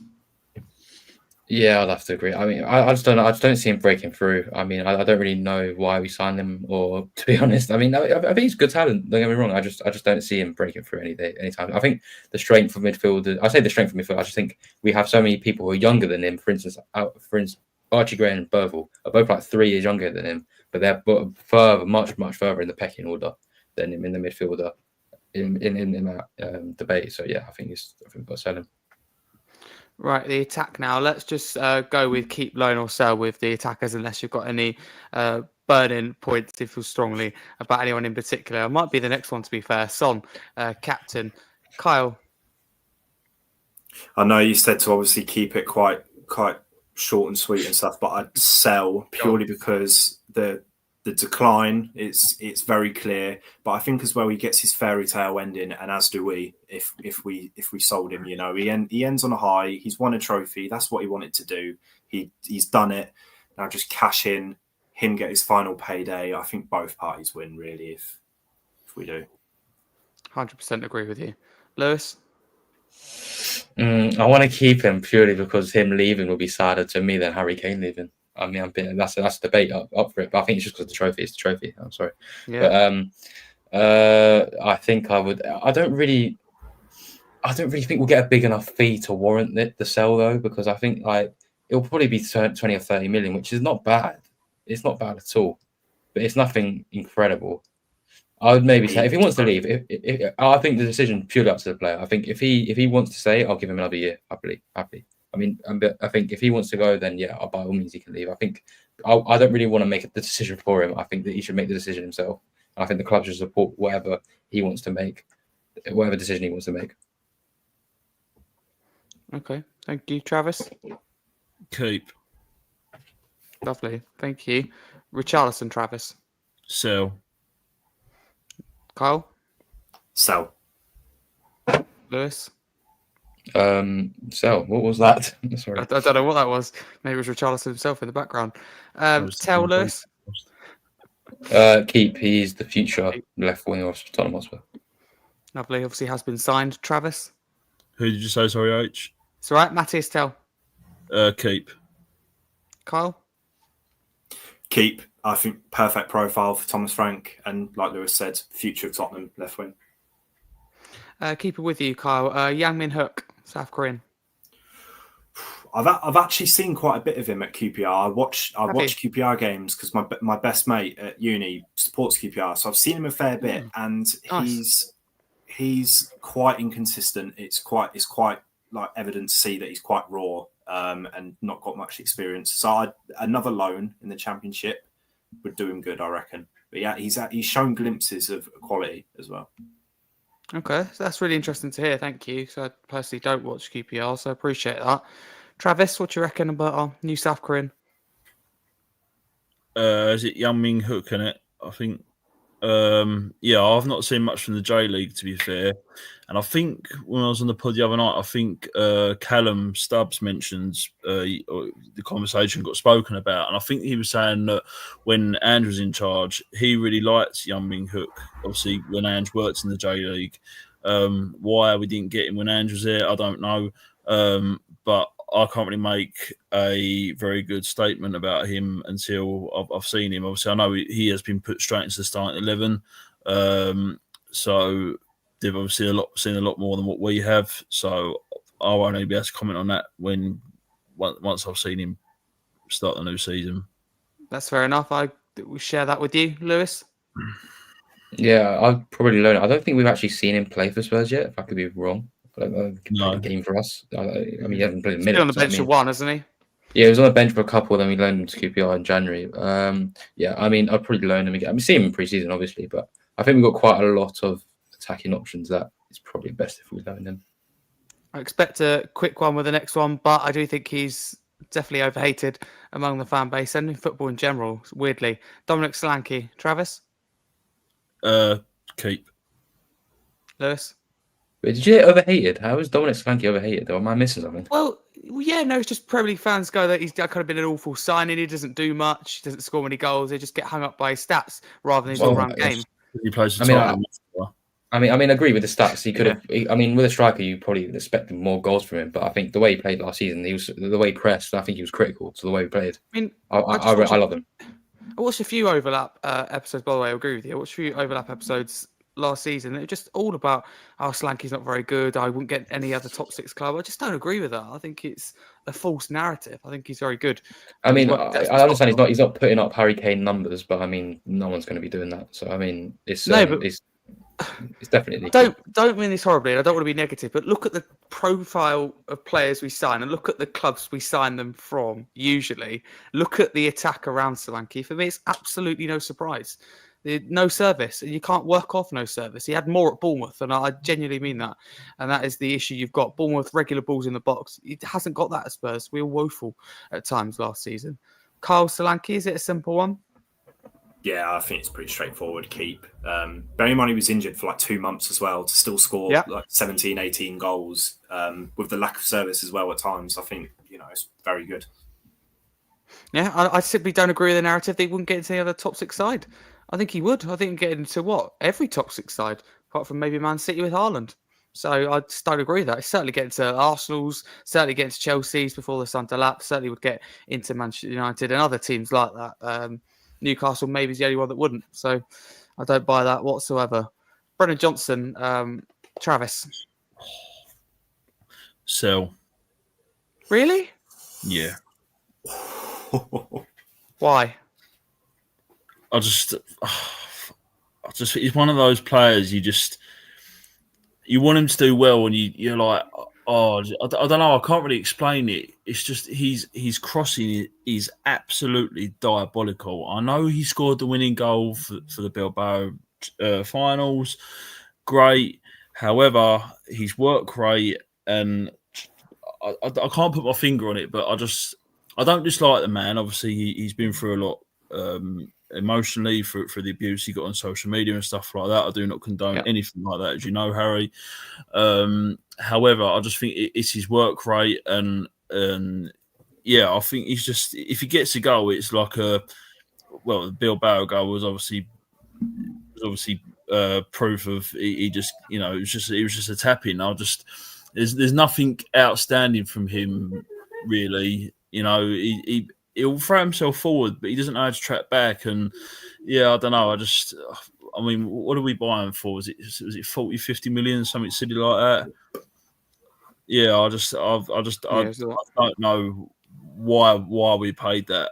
I know we could have got Pedro Neto, but obviously he went to Chelsea. I would have much rather Pedro Neto. But I agree with you on that, but I'm going to be difficult and play devil's advocate here, Travis. Does it matter how Johnson plays, his crosses, if he's getting the goals and assists? Because goals and assists in football win you football matches. I don't think it does at all. To me, I understand why, but to me it does, because you can throw yourself down the right wing. If you can't throw yourself back, there's absolutely no point. A midfielder's job in midfield is to attack and defend. He only knows. He would say he's an attacker. He would say he's a winger, not a midfielder. So therefore, he's doing his job and scoring the goals. Yeah, and I think he's crossing is absolutely diabolical. I would rather play Pedro Porro in that position and have Brennan Johnson there. Honestly, I would, because Pedro Porro tracks forward, tracks back. He can ping a decent ball in. Yeah, I've just sell him. Yeah, I can't get too deep into it, but you're entitled to your opinion. I think people forget sometimes that goals and assists win your football matches. I mean, performances are great. Performances are very good. We want that. How many times have we, over the years, under various different managers, played well and not got the job done? Finals is a good example. In loads of games we played well but haven't got the job done. It's about goals. It's about assists. It's about getting Harry. And Johnson's clinical. Back post. Can we call it a grey area? Are you happy with that if we call it a grey area? An area in need of improvement. I'll accept that. Told you I'm going to be difficult about that one. But no, you make a good point. His overall performance has got to be better. He's got to track back more. I think he's generally quite a lazy player.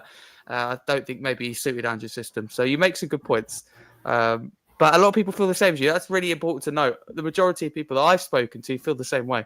They would happily sell Johnson. Baffles me though. But thank you. Kyle, Brennan Johnson. Keep. And I tell you what, him and Tell I'm most excited to see this season, purely because I think they suit how Thomas Frank will want to play so well. Like, I completely understand the whole aspect of if Johnson isn't scoring or assisting, he's not impacting the game. And like I get that. Like, the top players do still impact games if they're not on the score sheet or they're not assisting. I get that. But his strength is the hardest thing in football, and that is being in the right place at the right time in the box. And it doesn't help the fact that last season his primary job was to hold width and be away from the box. You know what I mean? Whereas I think this year, with the fullbacks out wide and the left wingers and right wingers playing more as inside forwards, I think he'll be in those areas where he'll be able to make an impact a lot more. So I'm really excited to see him next season. Keep. Love it. Lewis, before we move on, Brennan Johnson? I would keep him, but I don't think he's got the quality to be a starting winger. I think we need to improve. I think he needs to buy a right winger. We need to improve on it. Yeah. Because at the end of the day, a winger's job, to me, a lot of it is taking on a man. I don't see him take on his man. He doesn't take on the fullback. He gets the ball, passes it, and he just passes it out to Porro, passes it into midfield. I don't think I've seen Brennan Johnson dribble past the player. Generally, being serious, because I haven't. That's fair. As Carl said, his main quality is making a late run to the box. Phenomenal. He's great at that. Don't get me wrong. He's great at being a last man, a back post, and he's got the pace to burn through the hole and get a goal. That's why literally all of his goals came from about the 6-yard box last season. Fine, I'm all right with that.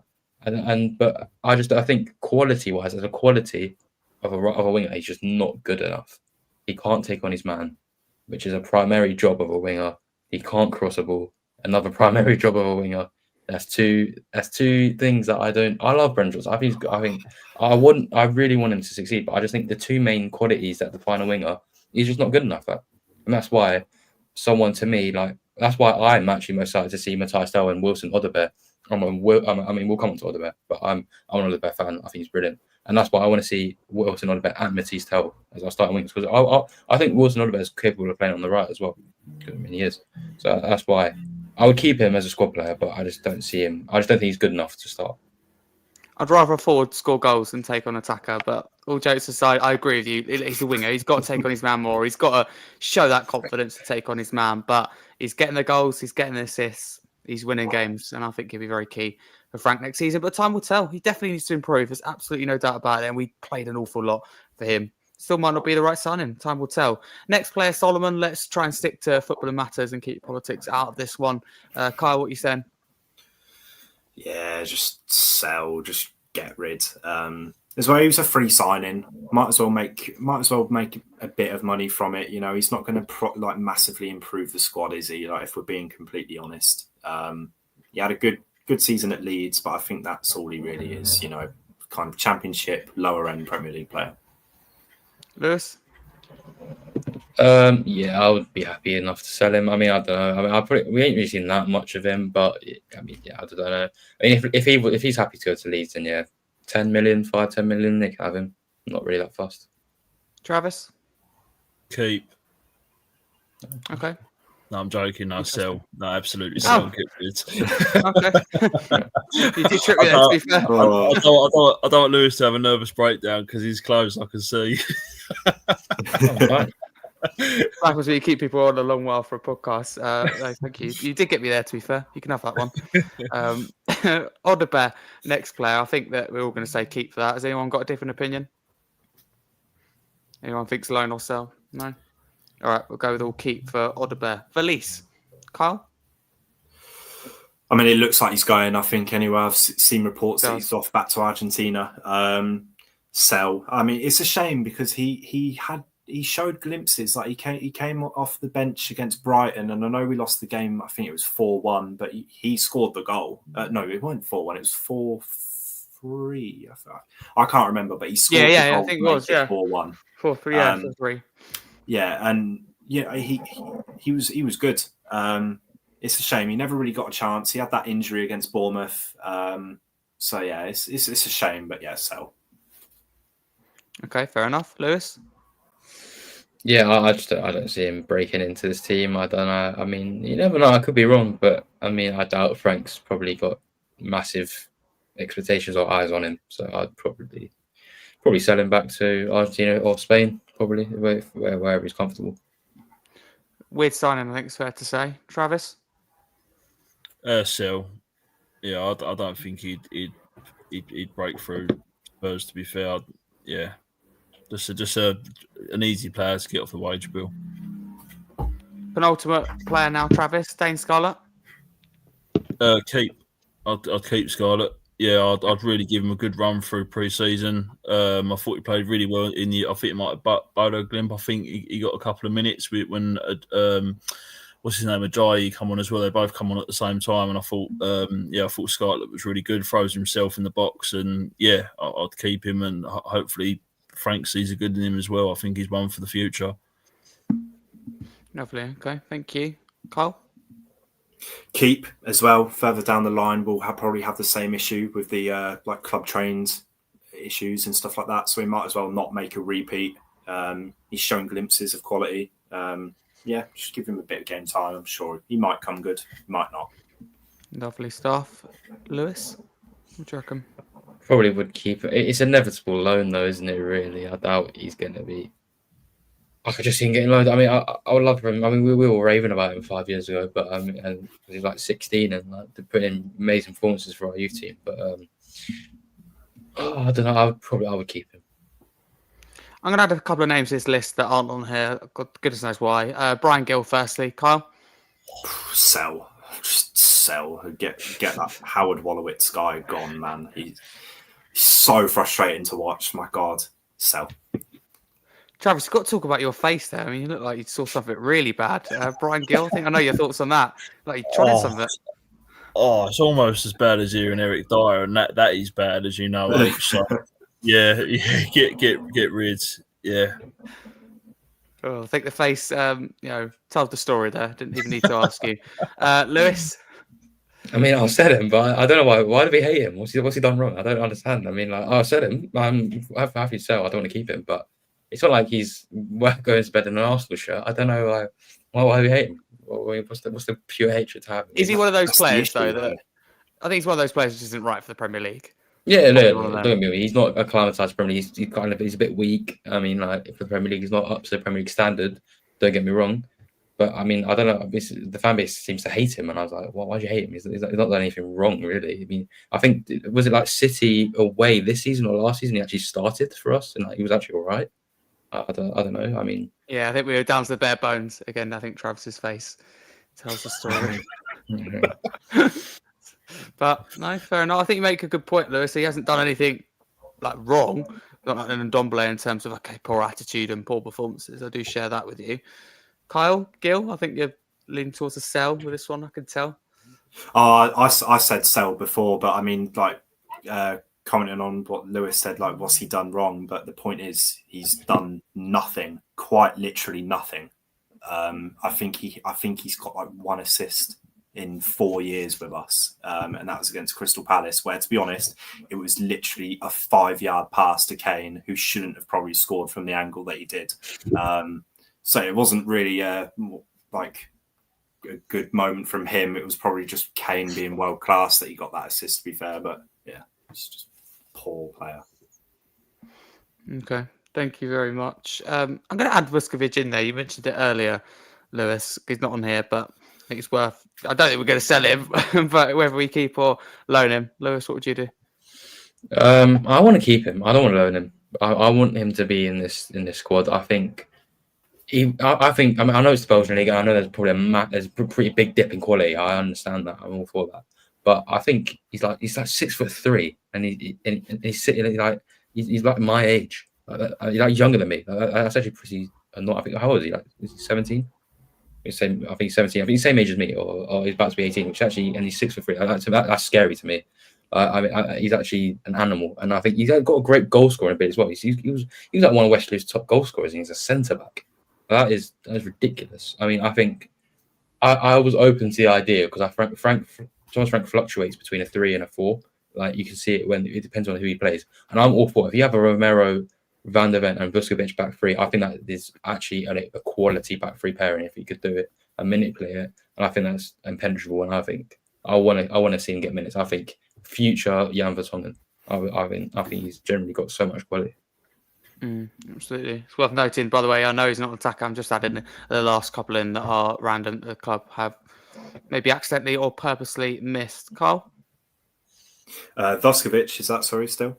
Yeah. Yeah, keep. Top 1% for non-penalty goals. He averages 4 aerial duels won per game, which I mean is just madness. That's the top 5% for players in his position in that league. There was always kind of worries about how he would deal within a high line because he's not the quickest of players. But I think now that Frank's in charge, obviously they do press, but nowhere near as much as to the level as what Ange was requiring from his back line. So yeah, definite keep. I'd love to see him be given a good go within the first team. Definitely. Travis, Vuskovic, before we move on to Jamie Donnelly. I'm just trying to find his stats at the moment, but I'm not really having a lot of luck. All right, no worries. I would keep Vuskovic. I think Lewis made a good point there. He's 6'3" and built like a man mountain. And I hope he does get some game time in the first starting 11. Just one player, if it's okay with you, H, can we talk quickly about Jamie Donnelly, who's currently on loan at Leyton Orient? That's my next and last player. Next one. Sorry, mate. Sorry, forgive me. No, you're fine. I've tried finding the stats for Vuskovic, but I'm obviously looking at the wrong thing. That's all right. That's fine. All the teams that he's played for. We've on to Donnelly. I think Jamie Donnelly, I think he's been absolutely fantastic at Leyton Orient, and I think he's going to be a huge asset for the seasons to come at Spurs. I think he's only young, isn't he? So, yeah, I hope we do manage to keep hold of him. I don't know if he's back with the first team yet. I don't know if he's still on loan at Orient. I'm not too sure how long his loan spell was. But yeah, he would be somebody that I would play in a cup game and potentially a couple of Premier League games, depending on obviously how well we start the start of the season. But yeah, I've got a lot of high hopes for him. Okay, thank you, Carl. Donnelly. Yeah, keep. He's got such a great technique of ball striking. It's quite a rare quality, really. But he does look really good. And obviously, not saying that I watch a lot of Leyton Orient games, but their fans online, they rave about him. They think he's brilliant. So I would love to see him be given a chance, and as well, it will also help in the future with our club trained players as well. So, 100%, Lewis. Yeah, no, I'd keep him. I mean, I think Daniel Levy's licking his lips after seeing Ange play him left back last season. So great versatility there. I mean, I think we need to utilise that. But no, he's got great potential. I mean, I can see a loan maybe to, I think, step up to the Championship. If Leyton Orient got promoted in the playoffs, I would have been okay with loaning him back out to them again. But I mean, if another top Championship club would come in for him, I could be open to the idea. So I think he does need to get experience in game time, which he probably won't in this squad yet. But no, I think in the future, I want to keep him, definitely. Okay, thank you very much. And that wraps us up. That's the entire Tottenham Hotspur squad, the 25-26 season. We got through it, and the transfer news, a bit of a longer one. So thank you to everyone watching that stuck with us. If you're listening on a podcast platform, please do drop us a follow and a 5-star review. Check out our sponsors in the Kitman. If you're listening live on YouTube, please smash the subscribe button. Thank you very much for continued support across all socials. Let's go through the panel and see where you can find them across social media. Firstly, Kyle Freegard, thank you so much for giving us your time this evening. Where can people find you across all socials away from the F1 track? Yeah, so this is my Twitter and my Instagram handle. Due to be graduating from university, so keep an eye out if I have any work. Thank you. If I have any work that goes out to the public in the near future. Yeah, congratulations, all the best. Wishing you, definitely wishing you all the best. So thank you very much for giving us your time. Travis, thank you as well. Where can people find you on the socials? Yeah, I just want to congratulate Carl on that. Well done, mate. Thank you, mate. Really hope it goes well for you, buddy. You can find me on X at Official Caster. I am also on LinkedIn, where I do a lot of charity work and for men's mental health as well. I am getting closer and closer to starting my own YouTube podcast page for mental health. It's just getting it right and getting some good guys on and speaking about a very important subject. So brilliant to be back on, Harry. Great to have you back in the hot seat again tonight. And massive well done on your GCSEs as well. Proud of you. Thank you. It's really nice to be back. I'm not sure some of the trolls will agree, but I can tell you myself it is very nice to be back, regardless of what people think. But Lewis, where can people find you on the socials? At Romero 17 season there, as always. You're not going to find much on there on X, but you'll find something, I'm sure. But a lot of, if I do any work, it will most likely be on the Scarfey Spurs Talk page. As I say, but that is true. I swear, any on the podcast or on the X page is where, if I do anything on social media, it will be on there. Yeah, appreciate all you do for me and for the channel. So thank you very much. You made it a lot easier during that GCSE period, as did all of you guys on the panel tonight. We'll be coming on, guesting, hosting, whatever. And so did all of you as well listening. So thank you very much for the continued support. Let's have a very good summer, hopefully both in the transfer window and kicking off on the pitch in August, as well as at the channel and podcast. But for now, a massive come you Spurs. Have a good evening, morning, afternoon, wherever you're listening.